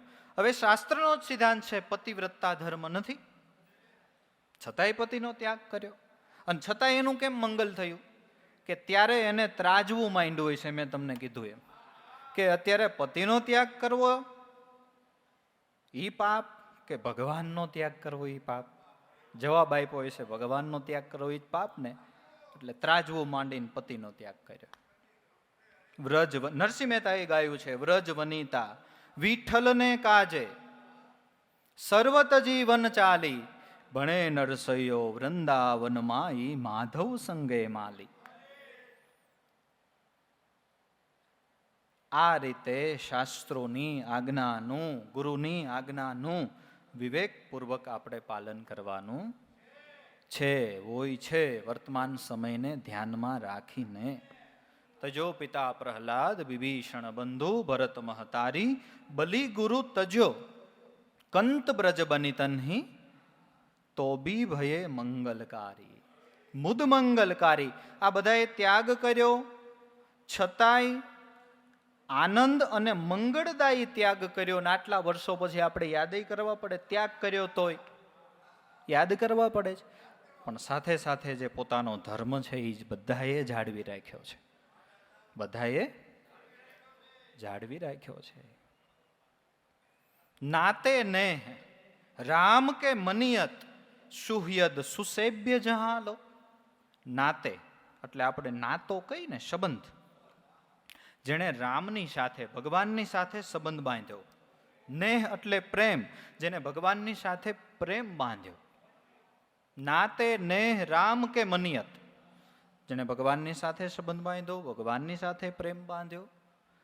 એ કેવા બન્યા કે સુસેભ્ય જહાલો. નાતે નેહ રામ કે મનિયત સુહ્યદ સુસેભ્ય જહાલો. એ બધા સારા હૃદયવાળા બન્યા. સુહ્યદ સારા હૃદયવાળા બન્યા. સુસેભ્ય પૂજવા યોગ્ય બન્યા, ભજવા યોગ્ય બન્યા. જ્ઞાતિ ગમે એ હોય, પણ ભગવાનની સાથે જે પ્રેમ બાંધે, ભગવાનની સાથે જે સંબંધ બાંધે, એ બધા પૂજવા યોગ્ય બન્યા. ભલે ને સબરી ભીલ જ્ઞાતિમાં ભગવાનની સાથે સંબંધ બાંધ્યો ને, હે. અને જ્યારે ભગવાન સબરીના આશ્રમ ઉપર પધાર્યા ને, ત્યારે સબરી બહુ આક્રંદ કરે છે કે પ્રભુ અધમ તે અધમ, અધમતી નારી, તિન્હમહમતી મંદ અગારી. હું અધમ છું, મારો નીચ જ્ઞાતિમાં જન્મ, વગેરે વગેરે વગેરે. ત્યારે ભગવાને બહુ સરસ વાત કરી છે. સબરી કહ રઘુપતિ સુનુ ભામિની બાતા, માન હું એક ભક્તિ કરનાતા. સબરી એ બધું ભૂલી જા, મારી સાથે જે પ્રેમ બાંધે, મારી સાથે જે સંબંધ બાંધે ને, ત્યાં મારો એક જ સિદ્ધાંત કે મને ભજે નહીં મારો, મને ભજે ઈ મારો. કહ રઘુપતિ સુનુ ભામિની બાતા, માન હું એક ભક્તિ કરનાતા. હું એક ભક્તિનો સંબંધ માનું છું. અને આ ભગવાનની વાતય સાચી, આ ભગવાનની વાતય સાચી. અને એ ભક્તિનો જ સંબંધ માને છે. હવે આ સબરી રે જંગલમાં, અને છતાંય ન્યા ગયા. અને અયોધ્યામાં ધોબીમાં ભક્તિ નહોતી, એને કાંઈ લેના દેના નહીં. તો વાત સાચી ને કે માન હું એક ભક્તિ કરનાતા. એને ભક્તિનો સંબંધ પ્રિય છે. એને પોતાના સ્વજનો કરતા, એને પોતાના પરિવારજનો કરતા મુમુક્ષ સાધકો ગુરુને પ્રિય છે. એને એ વાલા છે, એનો એના ઉપર સ્નેહ છે. કારણ કે માન હું એક ભક્તિ કરનાતા. અને જે મોટા મોટા મહાપુરુષો, એના જે પડ શિષ્યો થયા, એ જ્ઞાતિ એ બીજી હોય છે, ગામય બીજું હોય છે, છતાં એ પડ શિષ્ય હોય છે. રામાનંદને કબીર જોવો, ભાણબાપાને રવિ સાહેબ જોવો, ત્યારે આપને એમ થાય કે વાત સાચી છે કે માન હું એક ભક્તિ કરનાતા. ભક્તિનો સંબંધ ભગવાનને ગમે છે, ભક્તિનો સંબંધ ભગવાનને ગમે છે. નાતે નેહ રામ કે મનિયત સુહ્યદ સુસેભ્ય જહાલો. ટૂંકમાં જેણે ભગવાનમાં પ્રેમ કર્યો, નામ સ્મરણ કર્યું, બંદગી કરી, એ મહાપુરુષ સંત બન્યા. અને એ પૂજવા યોગ્ય બન્યા, એ ભજવા યોગ્ય બન્યા. કેટલાય લોકોના એ તારણહાર બન્યા. અને એમાંય બાપા ઘણી વખત સત્સંગમાં કે એમ અમુક જે સંતો જેમાં વિદ્યા અને બ્રહ્મ વિદ્યાનો સમન્વય થયો, એને તો હજારો લાખો લોકોના કલ્યાણ કર્યા. બ્રહ્મ વિદ્યા એ બ્રહ્મ વિદ્યા જ છે, સંત ડિગ્રી જ છે. પણ એમાંય જો સાથે વિદ્યાનું સમન્વય થાય, સંત તો સંત છે, પણ એની સાથે એજ્યુકેશન હોય, ભણેલા ગણેલા સંતો હોય, વિદ્યા બ્રહ્મ વિદ્યાનું સમન્વય, એ તો આખો સમાજની અંદર બહુ મોટા પાયે પરિવર્તનો લાવે છે. સ્વામી વિવેકાનંદ રામકૃષ્ણના આશ્રયથી એમને બ્રહ્મ વિદ્યા પ્રાપ્ત થઈ, અને સાથે પોતે ભણેલા ગણેલા એટલે એજ્યુકેટેડ સંત કહેવાય. એ વિદ્યા બ્રહ્મ વિદ્યાનું સમન્વય થયું. એ સમયની અંદર અમેરિકા જેવી કન્ટ્રીની અંદર શિકાગોમાં સનાતન ધર્મનો ધ્વજ લહેરાયો. વિદ્યા બ્રહ્મ વિદ્યાનું સમન્વય છે ને. એ વખતે હવે આપણે અત્યારે જવું હોય તો કેટલા વિચાર કરવા પડે છે. આ સમયમાં એ ટાઈમમાં અમેરિકા જઈને શિકાગોમાં સનાતન ધર્મનો પ્રચાર કરવો એટલે ભણેલા ગણેલા સંતો, વિદ્યા બ્રહ્મ વિદ્યાનો સમન્વય. પછી આપણે એકનાથ મહારાજનું આખ્યાન ગાઈએ છીએ. ભણેલા ગણેલા સંત જનાર્દન સ્વામી પાસેથી બ્રહ્મ વિદ્યા પ્રાપ્ત કરી. પોતે વિદ્યા તો પોતા પાસે હતી જ, બ્રહ્મ વિદ્યામાં વિદ્યાનું સમન્વય કર્યું. જનાર્દન સ્વામી એને આદેશ કર્યો કે બેટા, મેં શુદ્ધ ભક્તિ જે તને આપી છે એ જેમ બને એમ વધારે લોકો સુધી આ શુદ્ધ ભક્તિ પહોંચે એવું કાંઈક કર. અને ખરેખર એણે કર્યું. અને એમાં એને બ્રહ્મ વિદ્યાની સાથે વિદ્યાનો પ્રયોગ કર્યો. દાદાએ લખ્યું છે આખ્યાનમાં કે લોકોને શુદ્ધ ભક્તિ આપી. એ આપવા માટે શું કર્યું એને? કે વાસુદેવ નામે એક સંસ્થા સ્થાપી. એ વાસુદેવો શું કરે કે પરિભ્રમણ કરી રહ્યા દેશભરમાં, ધન્ય ધન્ય અવતાર સંતોનો, જય જય જગતમાં. બ્રહ્મ વિદ્યામાં વિદ્યાનો મિલાવટ કર્યો. વિચાર્યું કે મારા ગુરુએ તો કીધું છે તું લોકોને શુદ્ધ ભક્તિ આપ, પણ લોકોને શુદ્ધ ભક્તિ ઘર ઘર સુધી, ઘટ ઘટ સુધી પહોંચે એના માટે મારે શું કરવું પડે? એમાં એને વિદ્યાનો પ્રયોગ કર્યો, બુદ્ધિનો પ્રયોગ કર્યો અને વાસુદેવ નામની એક સંસ્થા સ્થાપી. હવે ઊંડું વિચારો, સંસ્થાનું નામ જ પહેલા એને વાસુદેવ રાખ્યું ને, એ એનું એજ્યુકેશન છે. નહીતર એના ગુરુ કોણ? તો સંસ્થાનું નામ જનાર્દન રાખી શકે કે ન રાખી શકે? પણ જનાર્દનને ઓળખે એના કરતા વાસુદેવને લોકો વધારે ઓળખતા હોય. સંસ્થાનું નામ વાસુદેવ રાખ્યું. પહેલો તો પ્રયોગ એને ન્યા કર્યો વિદ્યાનો. પછી બીજું બુદ્ધિ કેવી દોડાવી કે પોતાની નીચે શિષ્ય મંડળને તૈયાર કરે. એને એ વાસુદેવ કહેતા કે વાસુદેવો તૈયાર કરે, બધી પ્રકારની ટ્રેનિંગ આપે. પછી એને એમ લાગે આ પરિપૂર્ણ વાસુદેવ તૈયાર થયો એટલે એને દેશના પરિભ્રમણ માટે મોકલી દે. મેં તમને જે સમજાવ્યું ને એ હું તમે લોકોને સમજાવવા માંડો. હોય એ 5 જણા તો સમજશે ને, તો એ 5 તો આવ્યા ને, 5 તો મોક્ષ અધિકારી બન્યા ને, 5માં તો શુદ્ધ ભક્તિનું સ્થાપન થયું ને, બસ તો એ આપણા જનાર્દન ગુરુ રાજી થાય, રાજી થશે. હવે એમાંય એને યુક્તિ કરી. વાસુદેવોને શું કીધું એને? એમ નથી કીધું કે મેં તમને જ્ઞાન આપ્યું, ગામડે ગામડે જઈને આ સીધું જ્ઞાનની શરૂઆત કરો. નહીં, એને એમ કીધું કે તમે જે ગામમાં જાઓ ને ત્યાં તમારે માથે મોરપીંછનો મુગટ કરવાનો, પગમાં ઘૂઘરા બાંધવાના અને શરૂઆતમાં મનોરંજન કરવાનું. દાદાનું તમે આખ્યાન સાંભળ્યું હોય ને, દાદાનું આખ્યાન તો તમે સાંભળજો કે કોઈ પણ ગામમાં જાય ને એટલે માથે મોરપીંછનો મુગટ કરે, પગમાં ઘૂઘરા બાંધે, ગાય, રમે, કૂદે, નાચે, હસાવે, એટલે લોકોને જોવા માટે કુતૂહલ થાય, એટલે લોકો ભેગા થાય. એ ભેગા થાય ને પછી મૂળ વાતની શરૂઆત કરે કે ભાઈઓ, મોક્ષ સાધન સામગ્રયા ભક્તિ રેવ ગરિયસી સ્વસ્વરૂપાનુસંધાનમ ભક્તિ રીતિ વિધિયતે. મોક્ષનું સાધન ભક્તિ છે, પણ ભાઈઓ ભક્તિ કેવી કે ને કે સ્વસ્વરૂપનું અનુસંધાન એ શુદ્ધ ભક્તિ છે. અને પછી એકનાથ મહારાજના જે અભંગો હોય એ અભંગો ઉપર ચર્ચા ચાલુ કરે. કોટી કુલે તારે હરિ અક્ષરે દોન્હી એકા જનાર્દની પાઠ કેલી. નામનો ભાઈઓ એવો મહિમા છે અને નામના પ્રભાવે કરીને, નામના રટણે કરીને આપણા કોટિક કુળનો ઉદ્ધાર થાય છે. એવું એકનાથ મહારાજને સદગુરુદેવ જનાર્દન સ્વામીએ પાઠ કરાયું છે. એમના અભંગમાં લખ્યું છે એને, કોટી કુલે તારે હરિ અક્ષરે દોન્હી એકા જનાર્દની પાઠ કેલી. મારા સદગુરુદેવ જનાર્દન સ્વામીએ એકનાથ મહારાજ કે મને એવું નક્કી કરાયું છે કે હરિનામના પ્રભાવથી કોટિક કુળનો ઉદ્ધાર થઈ જાય છે. એકા જનાર્દની નહીં આતા યાતી સુખા વિશ્રાંતિ હરિસંગે. એકા એટલે એકનાથ. એકા જનાર્દની નહીં આતા યાતી. એકનાથ મહારાજ એવું કહે છે પોતાના અભંગમાં કે જનાર્દન સ્વામીની કૃપાથી હું તમને કહી શકું કે હવે મારે નહીં યાતા યાતી, હવે મારે આવન જાવન નથી. મરાઠી ભાષા, નહીં આતા યાતી, હવે મારે આવન જાવન નથી.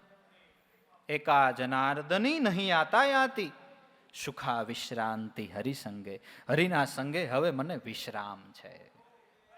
અને વિશ્રામ જેને જેને થયો ન્યાત થયો ને. ન્યાસ થયો કે નહીં? તુલસીદાસ મહારાજે રામાયણમાં લખ્યું કે પાયો પરમ વિશ્રામ રામ સમાન પ્રભુ નાહી કહો, સુખા વિશ્રાંતિ હરિસંગે. સાચું સુખ અને સાચી વિશ્રાંતિ એ હરિની સંગે છે, એ હરિની સંગે છે. અને બીજાને માટે તો હરિ ગોતવાનો છે ને આપણને મળ્યો છે.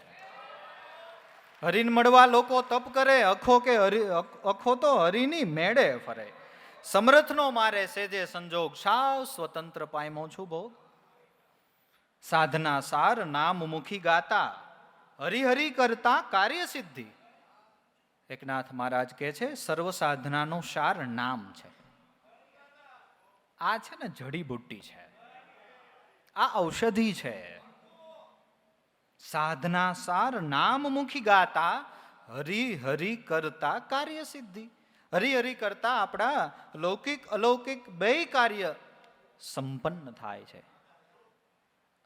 પેલા એક વખત કુતૂહલ કરાવે, મનોરંજન કરાવે, પછી બધા ભેગા થાય અને પછી આ વાત મૂકે. હવે આમ તમે વિચારો તો ભક્તિમાં મનોરંજન આવતું નથી, તો પગમાં ઘૂઘરા બાંધવાન, માથે મોરપીંછ બાંધવાન. અને એ વખતે મારા ને તમારા જેવા ડાયાઓએ કીધું હશે, મારું તો એવું માનવું છે એકનાથ મહારાજ, કે હવે આપણે જનાર્દન સ્વામીની દયાથી સૌદ ભક્તિની સ્થાપના કરવી, એમાં આવા મનોરંજનની શું જરૂર હોય?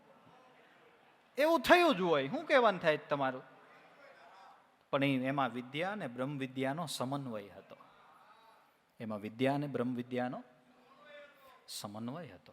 દાદા ઉગારામની છત્રછાયામાં ઘણા બધા સંતો થયા, પોતપોતાએ દાદા ઉગારામની ભક્તિનો પ્રચાર કર્યો છે. પણ લાભુ દાદામાં વિદ્યા અને બ્રહ્મ વિદ્યાનો સમન્વય હતો. એટલે ઉગારામ દાદાની ભક્તિને ગામડે ગામડે પહોંચાડવામાં, ઘટ સુધી પહોંચાડવામાં એ વધારે સફળ રહ્યા છે. એમના થકી વધારે લોકોને લાભ થયો, કારણ કે એમાં વિદ્યા અને બ્રહ્મ વિદ્યાનું સમન્વય હતું. આજથી આટલા વર્ષો પહેલા એમનું આપણે અમુક ઊંડાણપૂર્વક ચિંતન કરીએ ને એમની વાણીઓ ઉપર, આપને એમ થાય કે એનું નોલેજ કેટલું છે. હવે આપણો વૈશ્વિક લેવલે જુઓ આપણે તો આપણો ધર્મ કયો? સનાતન ધર્મ. હિન્દુ ના આપણે સંતાનો છીએ, બરાબર. હવે આપણા જે મુખ્ય દેવી દેવતાઓ છે એના ઉપર આપણો આદર હોવો જ જોઈએ ને, કે ન હોવો જોઈએ? હોવો જોઈએ. હવે બ્રહ્મ વિદ્યા અને વિદ્યાનો સમન્વય દાદામાં થયું, એ આપણને અત્યારના સમયમાં કેવડો ફાયદો કરે.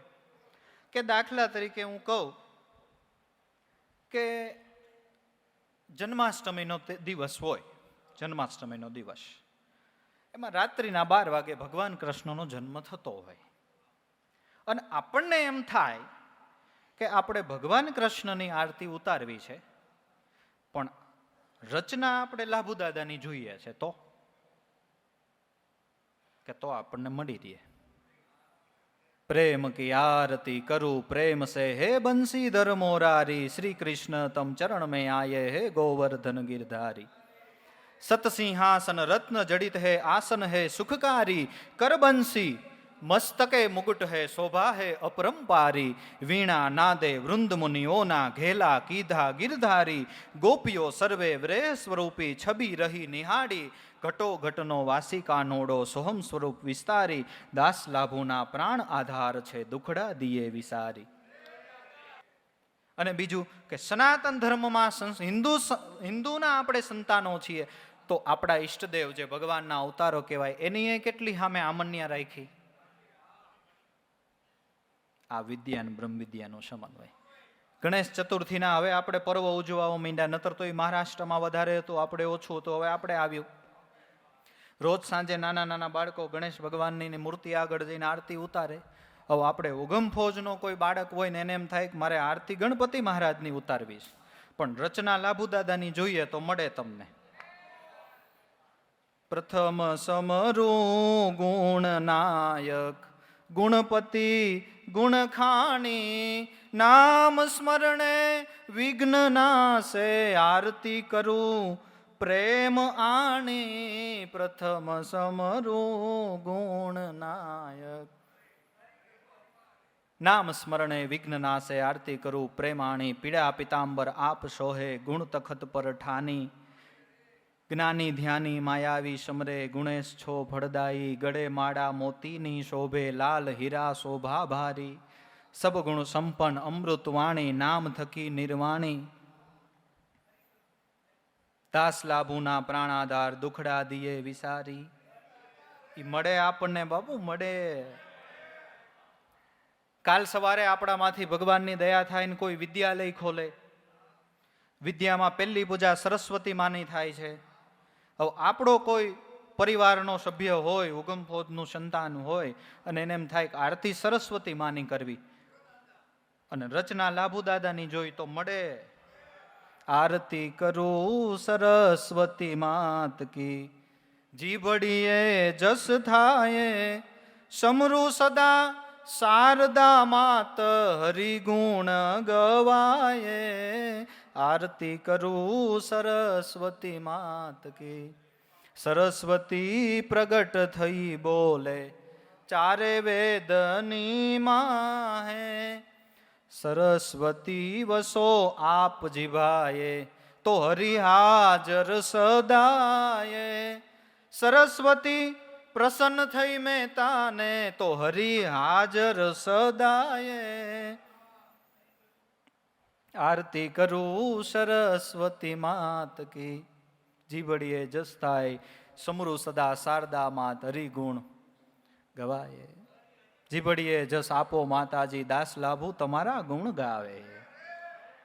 વિદ્યા અને બ્રહ્મ વિદ્યાનો સમન્વય. વિદ્યા અને બ્રહ્મ વિદ્યાનો સમન્વય હોય એ મહાપુરુષો મોટા પ્રમાણમાં ઘટઘટની અંદર આ શુદ્ધ ભક્તિની સ્થાપના કરી શકે છે. શ્રાવણ મહિનો હાલતો હોય, ભગવાન શિવના મંદિરે ગયા હોય અને બધાએ ધોળ કીર્તન કરતા હોય, આપણા જેવો કોઈ જાય ને એને એમ કે ભાઈ તમે ભગવાન શિવના ગુણ ગાતું કીર્તન ગાવ, તો આપણે વિચારવું પડે છે આપણી પાસે લાભુ દાદાનું લખેલું છે? લાભુ દાદાનું લખેલું છે. સખી શિવ શક્તિ પૂજન આજનું મારે દ્રઢ વ્રત શિવ પૂજન અમારે આંગણે. સખી શુદ્ધ મન જળ જ્ઞાન ધારાથી કીધું સ્નાન બનવા શુદ્ધ શિવ. સખી ત્રિગુણ બિલીપત્ર ધાર્યા. શ્રદ્ધા ભક્તિ વિરક્તિ ત્રિપુંડ. ભગવાનના લિંગ ઉપર જે ત્રિપુંડ થાય, શ્રદ્ધા ભક્તિ વિરક્તિ ત્રિપુંડ. સખી એની ઉપર પુષ્પ ચડે, સખી પ્રેમ પુષ્પથી વધાવતા. પછી આરતી ઉતરે, કીધી આરતી અખંડ રણુકાર. સખી મહાદેવ ત્રિગુણાતીત આપ છો, સદગુરુદેવ લાભુના નાથ. પણ એમાં આપણે સમજી જાય, બીજાને મજા આવી જાય. મહાદેવ ત્રિગુણાતીત આપ છો, સદગુરુદેવ લાભુના નાથ. તમારે વિશ્વમાં ક્યાંય પાછા ન પડો તમે. હે નવરાત્રિનો સમય હોય, માતાજીની સ્તુતિઓ થતી હોય, એમાં આપણે જોવા ગયા હોય ને કોક એમ કે ભાઈ કીર્તન કરો, માતાજીની આરાધના કરો, તો આપણે વિચારવું પડે છે કાંઈક છે ને. જગદંબા ઉપર છે, એનું આખું પદ છે જગદંબા ઉપર. આદ્ય શક્તિ સદા માત વિનવું રે, જગદંબા સદા તારા ચરણે રહું રે. પ્રથમ પિંડ બ્રહ્માંડ જ્યારે પ્રગટ્યું રે, તેથી પેલું તમારું થાપન થયું રે. અગન કુંડી ઉપર તારું બેસણું રે, ત્યાં આદ્ય શક્તિનું જોર ઘણું રે. માતાજીના હાથમાં શું સાધન હોય? ત્રિશૂલ. તે તો 3 ગુણ ત્રિશૂલ ધાર્યું રે, તારું તીર બ્રહ્માંડો ને વિંધી ગયું રે. આદ્ય શક્તિ અખંડ જાપે જપુરે, દાસ લાભુ સદા તારા ચરણે રહું રે. છે ને આ વિદ્યા અને બ્રહ્મ વિદ્યાનો સમન્વય. હવે આગળ આપણે એકાદું આવું પદની રચના કરી હોય ને, હવે આપણામાં કહેવામાં આવ્યું છે એક ગુરુને એક ઈશ્વર એક નામ નિશાની, ના માર્ગ ભૂલી ગયો, ના ઊંધા રવાડે ચડી ગયો, કંઈક ચાલુ કરે, કંઈક ચાલુ કરે. પણ વિદ્યા અને બ્રહ્મ વિદ્યાનું સમન્વય, એની જે દ્રષ્ટિ હોય ને, એ બહુ લાંબા સમયના ભવિષ્યને જોતી હોય કે આજ પછી 100 વર્ષ પછી શું સમય હશે, 200 વર્ષ પછી શું સમય હશે, અને એમાં મારો જે અનુયાયી વર્ગ છે એ પાછો ન પડવો જોઈએ, પાછો ન પડવો જોઈએ. બીજું કે સનાતન ધર્મના જે ધર્મગ્રંથો કહેવાય છે, શ્રીમદ ભગવદ્ ગીતા, રામચરિત માનસ, વાલ્મીકી રામાયણ, પુરાણો, વેદ, શાસ્ત્ર, એ બધા ધર્મગ્રંથો ઉપર પણ દાદાશ્રીનો એટલો લગાવ રહ્યો કે જે એમાં સારા સિદ્ધાંતો લાગે, સચોટ સિદ્ધાંતો લાગે, જે આપણને અપનાવવા જેવા લાગે, એ સિદ્ધાંતો ઉપર એમને આપણે સમજી શકીએ એવી ભાષામાં પદોની રચનાઓ કરી.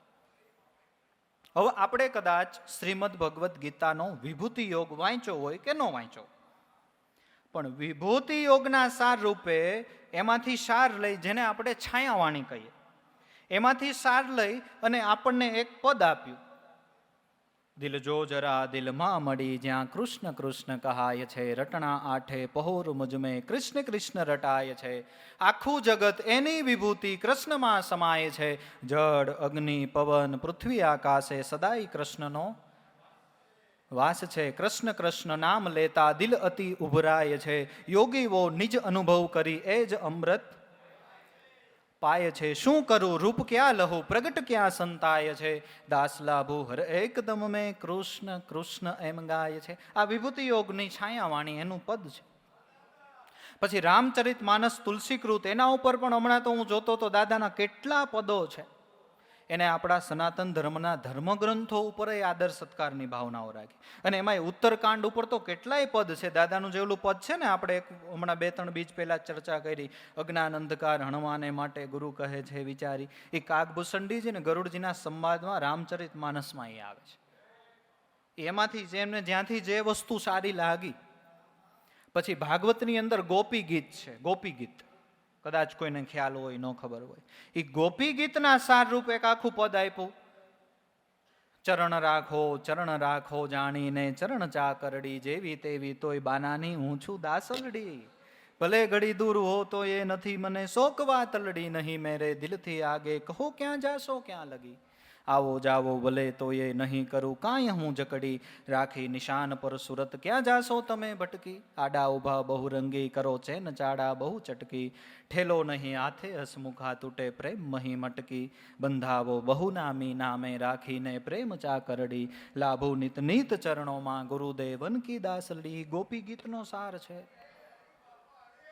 કે આપણા આગળના 3 મહાપુરુષો, ઉગારામ દાદા, પુંજારામ બાપા અને હરજીવન દાદા, એમની શૈલી કેવી હતી જ્ઞાન આપવા માટેની, કે કોઈ પણ ખીમ સાહેબ, રવિ સાહેબ, ભાણ સાહેબ, મામદ સાહેબ વગેરે બ્રહ્માનંદના ભજનો અને ભજનો ઉપર સત્સંગ, ભજનો અને ભજનો ઉપર સત્સંગ. અને આપણો મુખ્ય વિષય જ એ છે કે લોકોની વૃત્તિ જેમ બને એમ આત્માભિમુખ થાય, બરાબર. પણ સમય એવો આવ્યો, લોકોની ડિમાન્ડ એવી ઊભી થઈ, એટલે એમાં થોડુંક પરિવર્તન લાવી અને લાભુદાદાએ આપણામાં આખ્યાન પરંપરાની રચના કરી, આખ્યાન પરંપરાની રચના કરી. હવે મૂળ આપણો વિષય તો આધ્યાત્મિક છે. હવે કદાચ આખ્યાન પરંપરાની રચના ન કરે તોય આપણી પાસે ભજનો તો હતા જ, અને ભજનોની ચર્ચા એમાં આપણું કંઈ જ્ઞાન ખૂટી જાય એવું હતું નહીં. પણ સમયે એવી ડિમાન્ડ કરી અને લોકોની એવી ડિમાન્ડ ઊભી થઈ, અને એમણે વિચાર્યું, જેમ એકનાથ મહારાજે વિચાર્યું, મનોરંજનના માધ્યમથી શુદ્ધ ભક્તિ જરૂર પડી, એટલે દાદાએ વિચાર્યું આખ્યાનના માધ્યમથી શુદ્ધ ભક્તિ. અને અમારે આ જે માંગરોળ બાજુના ઘેડ પંથકના જે સત્સંગી ભાઈઓ છે ને, જે જૂના સત્સંગી ભાઈઓ, એ વાત કરતા મને કે બિલકુલ શરૂઆતની અંદર દાદા જ્યારે એ બાજુના પરંગણામાં સત્સંગ કરવા આવે ને, એટલે કાં રામાપીરની જન્મોત્રી કરે, કાં રામાપીરની જાયજમ કરે, અને કાં રામાપીરની સમાધિ કરે. હાવ શરૂઆતમાં તો એ કે દાદા આ 3 આખ્યાનો જ કરતા. જેમ એકનાથ મહારાજે મનોરંજનના માધ્યમથી શુદ્ધ ભક્તિ, લાભુ દાદા આખ્યાનના માધ્યમથી શુદ્ધ ભક્તિ. અને આમાં કેટલાય સત્સંગીઓ એવા બેઠા છે. કોઈ એમ કહે છે કે અમે ફલાણી જગ્યાએ સત્સંગમાં ગયા હતા, ત્યાં બાપાએ એકનાથ મહારાજનું આખ્યાન કર્યું, અમને મજા આવીને પછી અમે આવવા માંડ્યા. કોઈ કહે છે દાદાએ મીરાબાઈનું આખ્યાન કર્યું, સાંભળું, રસ પડ્યું, નાવવા માંડે. આપણે છે ને ભાઈ, બાળકને સ્કૂલે મોકલીએ ને પછી શિક્ષકને ચોકલેટનું પેકેટ આપી આવીએ અને પછી એને કંઈક આવે ને એટલે તમે એક ચોકલેટ આપજો. આપણે એને ચોકલેટ ખવડાવવા મોકલીએ છીએ, પણ એ માધ્યમથી ભણતો થાય. એમ વિષય એવા લેવા પડે કે જે લોક હૃદયની અંદર ઉતરે અને એ માધ્યમથી આત્મ અભ્યાસ કરતા થાય લોકો. એ માધ્યમથી લોકો આત્મ અભ્યાસ કરતા થાય. નતર આપણે બાળકને ભણવા મોકલીએ, કઈ ચોકલેટ ખાવા થોડા મોકલીએ. અમારી ભાવના અત્યારે તમને ખવડાવવાની એવી જ છે કે તમ તાર 15 લાડુ ખાઈ જાઓ ને, હાલો હમણાં જમવાનું હરિહરની આ પડે ને, તમ તાર ખાઈ શકો 15 લાડુ ખાઈ જાઓ, પણ નકરા લાડુ તમે લગભગ નહીં ખાઈ શકો. એટલે હારે ચટણી દેવી પડે, ભજીયા આપવા પડે, સંભારો દેવો પડે, છાશ દેવી પડે. એટલે સંતો બ્રહ્મ વિદ્યાનું જે મહાપુરુષમાં સમન્વય થયું એની બહુ બધી લાંબી દીર્ઘ દ્રષ્ટિઓ હોય. પછી બીજું કે આપણે એક ભજન કે 2 ભજન ગાઈએ, એની ચર્ચા કરીએ અને પછી આખ્યાનની શરૂઆત થાય રાત્રિના સમયે.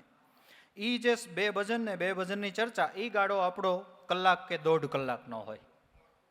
એની પાછળનું સાયન્ટિફિક રીઝન છે. એમાંય દાદાનું દીર્ઘ દ્રષ્ટિ મને લાગે છે કે અતિ આધ્યાત્મિક વાત હોય ને, જે એ માણસનું મગજ, વૈજ્ઞાનિકોએ સાબિત કર્યું છે, કાં તો રવિભાઈ અરે અમારે એક વખત ચર્ચા થતી હતી, કાં તો 45 મિનિટ માણસ એક ધ્યાનથી સાંભળી શકે, કાં તો 1 કલાક. પછી વાત ગમે એવી હોય પછી એ ધીમે ધીમે હૃદયમાં ઉતરતી બંધ થઈ જાય. એટલે જ્યારે આપણું માઇન્ડ ફ્રેશ હોય ત્યારે શરૂઆતની અંદર ભજનો અને એનું અતિ આધ્યાત્મિક રહસ્ય સમજાવી દે. પછી એમ લાગે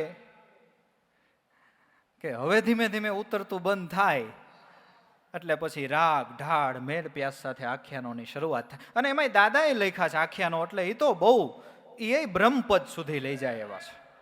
એ કાંઈ જેમ તેમ વસ્તુ નથી. દાદાએ રચના જે પણ કરી છે એની લૌકિક વાત હોય તોય ભલે, અલૌકિક વાત હોય તોય ભલે, એ જેમ તેમ વસ્તુ નથી. બાપુ ગંગાજીના લોટીઓત્સવ થાય છે એમ યમુનાજીના થાય જ છે ને. એના મુખમાંથી નીકળે એ બધું દુર્લભ જ હોય, એ બધું દુર્લભ જ હોય. પછી બીજું કે લાભુ દાદા ભાગવત કથા કરતા, બરાબર? એમાંય સનાતન સંસ્કૃતિનું પ્રોત્સાહન મળ્યું ને. ભાગવત કથા કરતા, ગરુડ પુરાણની કથા કરતા, જે આપણે મૃત્યુ પછી ગરુડ પુરાણ બેહાડે ને, એ ગરુડ પુરાણની કથા કરતા. પછી આપણા ગામડિયા ગામમાં સત્યનારાયણ ભગવાનની કથા, એ લાભુ દાદાએ સત્યનારાયણ ભગવાનની કથા કરેલી છે, એ કરતા. અને કદાચ કોઈને નહીં ખબર હોય, લાભુ દાદા રામ કથા કરતા. રામ કથા લાભુ દાદાએ કરેલી છે. 1961માં ટોડા ગામની અંદર દેવારામ બાપા ઉપર આવેલો આપણી પાસે પત્ર છે. એ પત્રમાં લાભુ દાદાએ દેવારામ બાપાને લખ્યું છે કે ટોડા ગામમાં પેલા ભાગવત પારાયણનું નક્કી થયું, પણ પછી પ્લાનમાં ફેરફાર કરીને આપણે રામ પારાયણ કરવાની છે. તો એમાં મારે તમારી જરૂર પડે તો પૂનમના દિવસે તમે લોકલ બસમાં બેસજો અને હું અહીંથી લોકલ બસમાં બેસીશ ને આપણે કુકાવાવ ભેગા થઈ જાવ. અને 8 દિવસ જો તમે રોકાઈ શકો તો મારે બહુ સારું પડે, પણ કદાચ 8 દિવસ તમારે રોકાવાનો ટાઈમ ન હોય તો તમે 2-4 દિવસ તો સમય કાઢીને આવો જ. કારણ કે આપણે રામકથા સંગીતમય પેટી તબલા સાથે કરવાની છે. 1961માં આપણે રામકથા સંગીતમય પેટી તબલા સાથે કરવાની છે. એટલે દેવારામ બાપાને કે તમારે આવવું પડશે, એમાં મારે તમારી જરૂર છે. અને જેવી આપણી રામકથા ત્યાં પૂરી થાય એટલે સીધું જ આપણે 1 દિવસ પછી મુંબઈ જવાનું છે.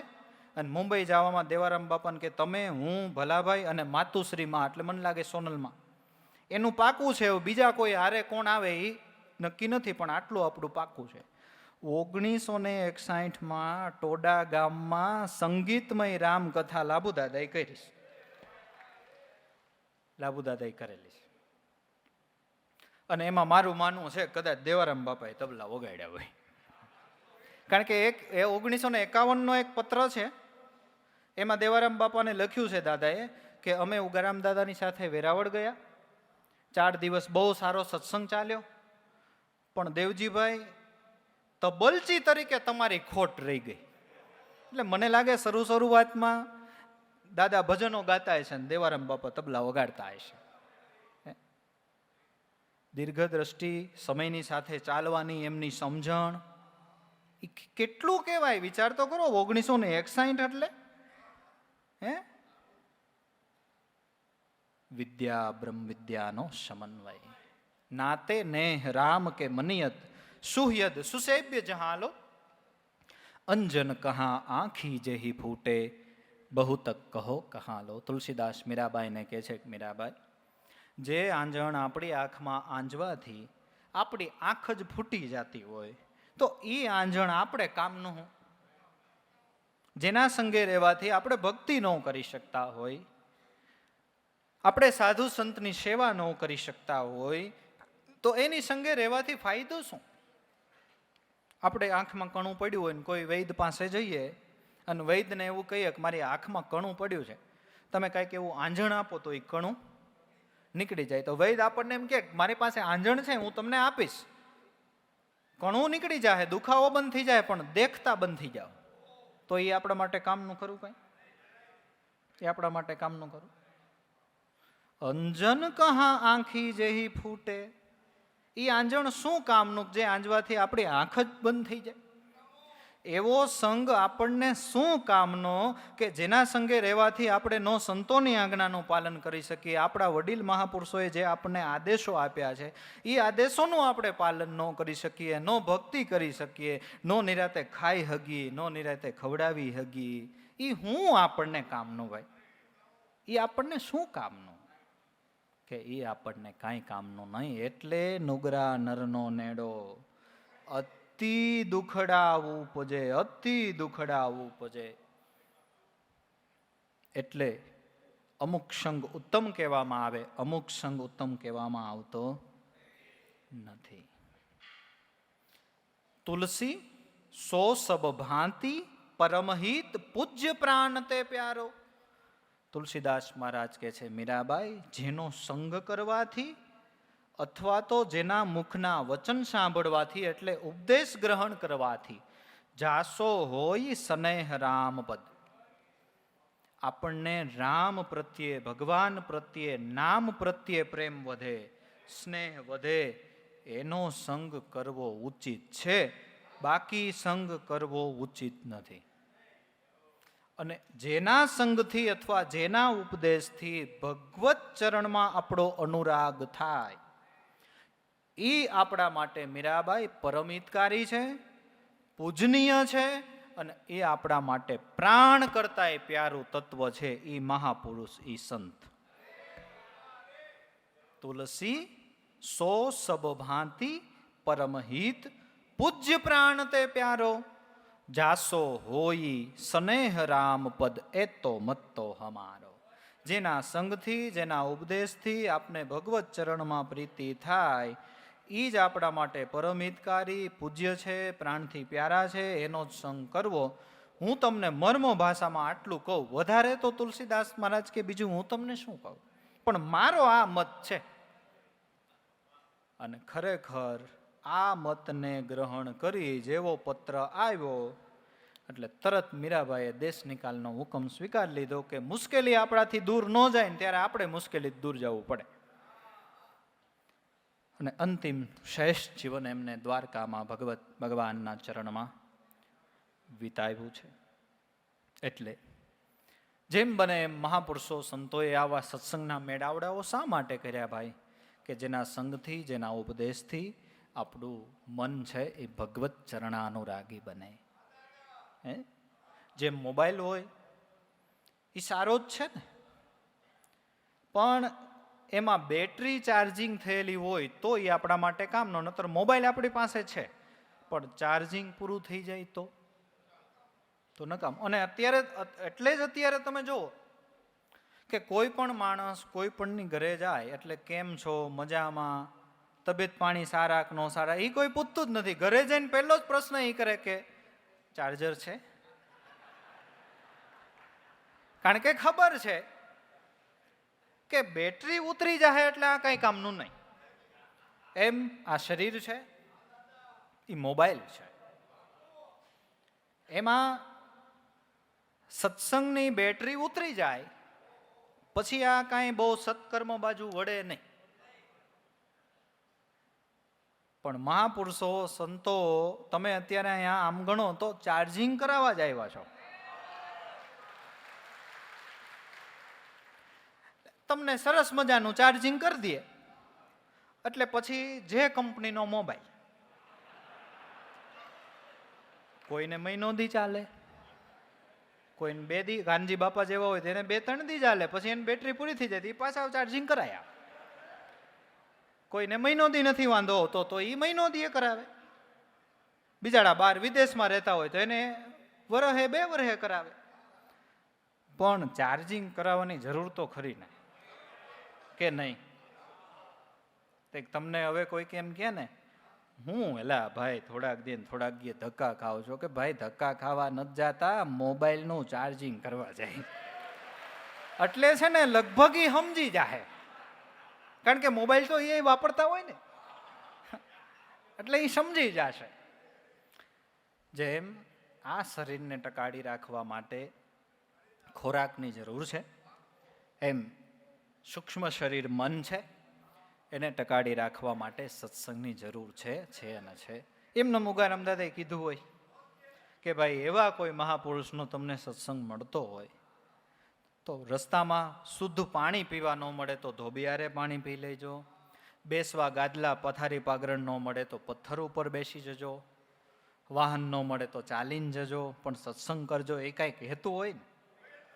એમનેમ લાભુ દાદાએ કીધું હશે કે ભાઈ 1 લાખ રૂપિયા જે દિવસે તમને મળે એમ હોય અને એ જ દિવસે કોઈ બ્રહ્મનિષ્ઠ ક્ષોત્રિય મહાપુરુષનો તમને સત્સંગ મળે એમ હોય, ત્યારે એ 1 લાખને જાતા કરી સત્સંગ કરી લેજો. કારણ કે જે લાખ છે એ પછી કમાઈ શકાય. ગયેલી સત્સંગની પડ એ પાછી આવતી નથી. હવે એમાં અત્યારના યુવાનો એક આપણને પ્રશ્ન કરે, આ તો અત્યારે આધુનિક યુગ આવ્યો ભાઈ, કે તમે કહો સત્સંગની પડ પાછી નથી આવતી, તો આ બધું શૂટિંગમાં રેકોર્ડિંગ થાય છે, યુટ્યુબમાં ચડે છે, 15 દિવસ પછી આપણે સાંભળવું હોય તો સાંભળી શકીએ છીએ, તો એ સત્સંગની પડ પાછી આવી જ ને. પણ વાલા, આધુનિક સાધનના માધ્યમથી રેકોર્ડ થયું, આધુનિક સાધનના માધ્યમથી પાછું આપણે સાંભળીએ, એનો ફાયદો છે, નથી એમ ન કહેવાય. એનો ફાયદો નથી ને એ કાંઈ આપણને કામ ન કરે ને એવી નાસ્તિકતા ન ફેલાવાય, છે જ. પણ આનાથી ઉત્તમ પ્રકારનું બીજું કોઈ લાઈવ નથી. મોબાઈલની સ્ક્રીનમાં સંતની પંચભૂત દેહધારી મહાપુરુષ પ્રપંચ રૂપ છતાંય પરમાત્મા છે, એની દિવ્ય દ્રષ્ટિ આપણામાં ન પડે. આમ બેઠા હોય ને તો એની દ્રષ્ટિ પડે તો એ કામ થઈ જાય. દ્રષ્ટિ તમારી છે દુઃખ ભંજન કરો દ્રષ્ટિ કીર્તાર, આવરણ વરણ મનના સર્વે દોષ હરનાર, તમને વંદન વારંવાર. આ વસ્તુ તો એના માટે છે કે જેને આ રીતે યોગ નથી, બહુ બિઝનેસમાં અટવાયેલા છે, રજાઓ મળતી નથી, અથવા તો વિદેશમાં છે. આપણા માટે તો પહેલી પ્રાયોરિટી આ લાઈવની છે. આપણા માટે તો પહેલી પ્રાયોરિટી આ લાઈવની છે. અને બીજું એવું હોય આમાં કે આપણે કાંઈ શરીરમાં દર્દ હોય ને, પછી આપણે નાડવેદ પાસે જાય ને, નાડવેદ પાસે એટલે આપણી નાડ પકડે. નાડ પકડી અને પછી એ પ્રમાણે કે તમને આ રોગ છે કે તો સાહેબ એ કેમ મટે, કે એના માટે તમારે આ વસ્તુ ખાવી, આ વસ્તુ ન ખાવી, અને સાથે હું તમને એક ચૂર્ણ લખી દઉં છું, એ પીજો એટલે તમને ફાયદો થાય. એમ તમે અહીંયા આવ્યા હોય તો આવા મહાપુરુષો સંતો એ આપણી મગજની નસ પકડી શકે અને પછી એ પ્રમાણેના ઉપચારો સત્સંગના માધ્યમથી બતાવી શકે કે અત્યારે તમને હાલ આજના દિવસે આ દર્દ છે અને એના નિવારણ માટે આ કરવું જોઈએ. કારણ અહીંયા આવ્યા હોય તો નાડ પકડાય, કઈ મોબાઈલથી બાપુ નાડ પકડાય? કોઈ પણ નાડવેદ હોય એને આપણે ફોન કરીએ કે સાહેબ હું તમારી પાસે આવી શકું એમ નથી, પણ મને બહુ તકલીફ છે ને તમે તો દયાળુ છો ને બધાનું સારું કરવા જ ઈચ્છો છો, અહીંથી હું આમ વિડીયો કોલમાં આમ કરું ને આમ, અને તમે ત્યાંથી મોબાઈલની સ્ક્રીનમાં આમ નાડ પકડીને કહી દો ને મને શું છે એમ થાય. તમને કોઈ પૂછે ને કેમ એલા ભાઈ તમે ધક્કા ખાધા કરો? કે ભાઈ અમે ધક્કા નથી ખાતા, નાયડું દેખાડવા જાય છે. અને પછી ઔષધિ બતાવે હો. હા, રામ નામ કી ઔષધિ ખરી નીતિ છે ખાય, એને અંગ પર પીડાય વ્યાપે નહીં, મહારોગ હોય તો મટી જાય. એટલે આવા મહાપુરુષ, આવા સંતો, એના સાનિધ્યમાં આપણે જવાનું છે અને આ રસ પીવાનો છે ને કાયમ પીવાનો છે. એટલે નરસિંહ મહેતા કહે છે કે ભાઈ આ રસ તો કાયમ પીવો અને રામ સભામાં આ રસ પીવા જાવોય ખરો. અને આ રસ પીવા, આમાં પાછા બે ફાયદા છે. આ એક બ્રહ્મરસય પીવાય અને ઉપર લાડુય ખવાય. બે વસ્તુ કરે ને સંતો તો જ્ઞાન ભોજન ને બ્રહ્મ ભોજન બે વસ્તુ આપે છે. બે વસ્તુ આપે, બે વસ્તુ. અને એમાં આપણા સંતોએ ક્યાં કઈ એકોય બાબતમાં કચાશ રાખી ખરી? કચાશ રાખી ખરી? એટલે કાંતિભાઈને ખબર છે, આપણે ગઈ વખતે પીરસવા વાળા સ્ટાફને નો ખીજાવવું પડ્યું કે ભાઈ માંગે તો દ્યો ને, આ તો દેવા રામનો દરબાર છે, અહીંયા કઈ ખૂટે? ભલા માણા ખાવ ને, હે ખાવ ને.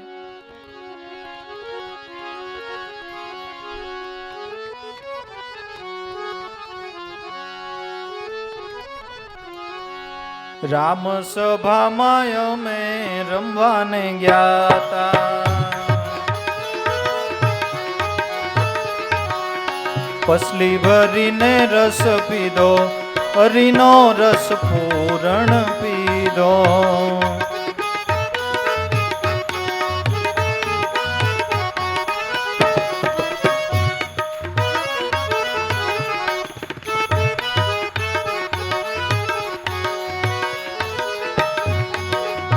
પેલો રે પ્યાલો મારા ગુરુજીએ પાયો,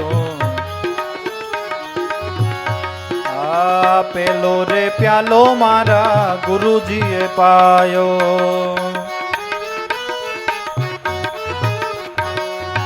બીજે પિયાલે રંગ રેલી, હરિનો રસ પૂરણ પીધો. બીજે પિયાલે રંગ રેલી, બીજે પિયાલે રંગ રેલી, હરિનો રસ પૂરણ પીધો.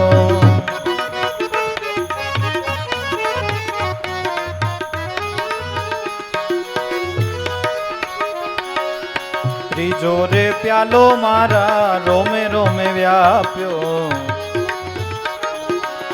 ત્રીજો રે પ્યાલો મારા રોમે રોમે વ્યાપ્યો. ચોથે પિયાલે થઈ સુગેલી, હરિનો રસ પૂરણ પીધો.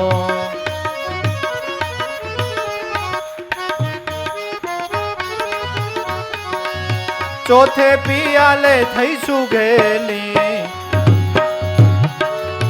ચોથે પિયાલે થઈ સુગેલી, હરિનો રસ પૂરણ પીધો. રામ સભામાં અમે રમવાને ગયા તા, પસલી ભરીને રસ પીધો, હરિનો રસ પૂરણ પીધો.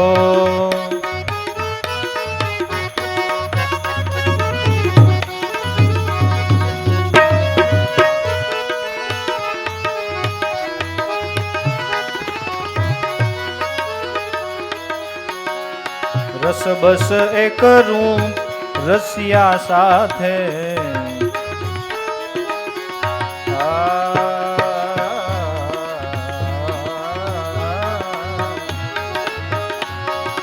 રસ બસ એક રૂપ રસિયા સાથે. વાત ન સૂજે બીજી વાટે, હરિનો રસ પૂરણ પીધો.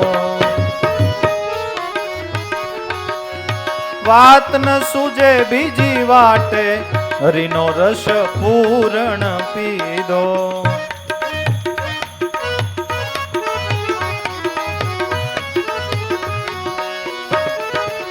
રામ સભામાં અમે રમવાને ગયા તા, પસલી ભરીને રસ પીધો, હરિનો રસ પૂરણ પીધો.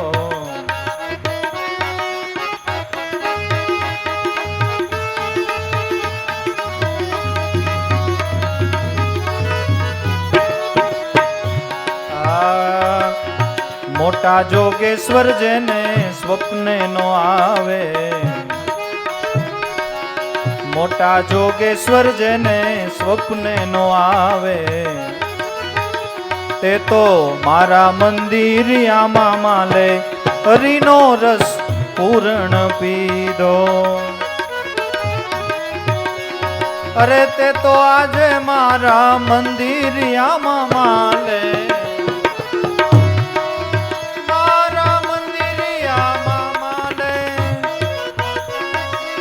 મારા મંદિરિયામાં માલે હરિનો રસ પૂર્ણ પીધો.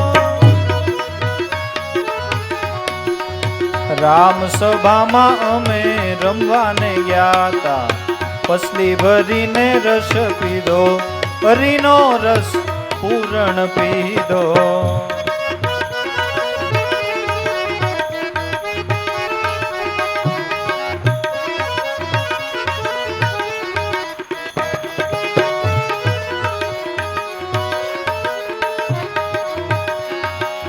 સત્ય રે જ્ઞાન મારા ગુરુજીએ દીધા,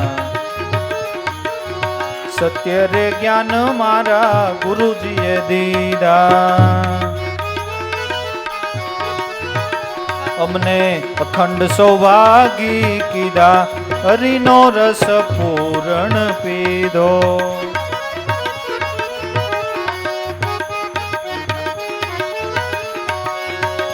અમને અખંડ સૌભાગી કીધા, અમને અખંડ સૌભાગી કીધા, હરિનો રસ પૂર્ણ પીધો. રામ સભામાં અમે રમવાને ગયા તા, પસલી ભરીને રસ પીધો, હરિનો રસ પૂર્ણ પીધો.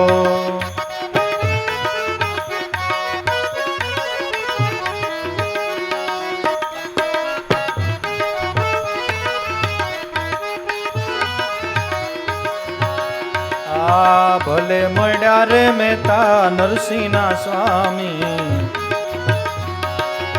ભલે મળ્યા રે મહેતા નરસિંહના સ્વામી.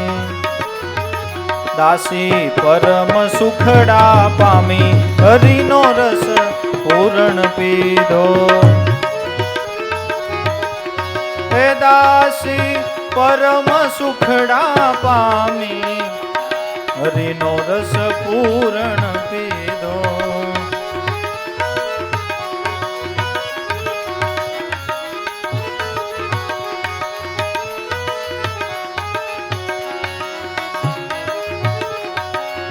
રામ રતન ધન પાયો, પાયો જી મેને રામ રતન ધન પાયો.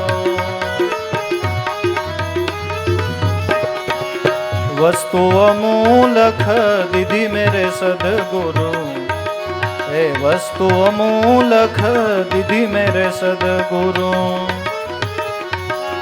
कृपा करीने अपनायो, हे कृपा करीने अपनायो, पायो जी राम रतन धन पायो.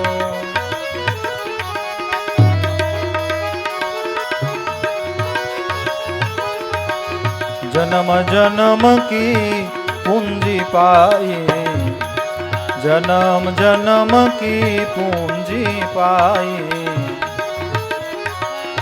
जग में सभी खोवायो, हे जग में सभी खोवायो, पायो जी राम रतन धन पायो.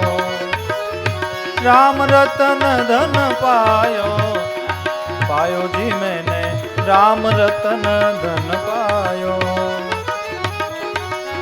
खर्चे न खूटे चोर न लूटे, खर्चे न खूटे चोर न लूटे.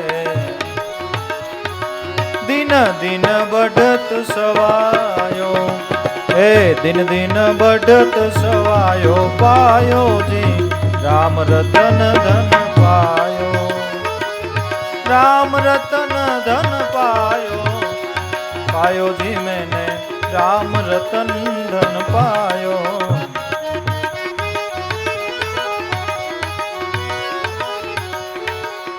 सत की नाव खेवटिया सदगुरु, आ सत की नाव खेवटिया सदगुरु।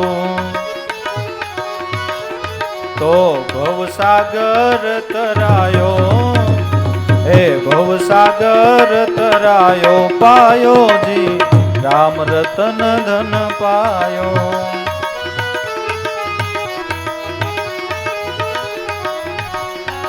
मीरा कहे प्रभु गिरिधर नागर, मीरा कहे गिरिधर नागर, मीरा कहे प्रभु गिरिधर नागर, मीरा कहे प्रभु गिरिधर नागर। हरख हरख जस गायो पायो जी, राम रतन धन पायो। हरख हरख जस गायो पायो जी, राम रतन धन पायो।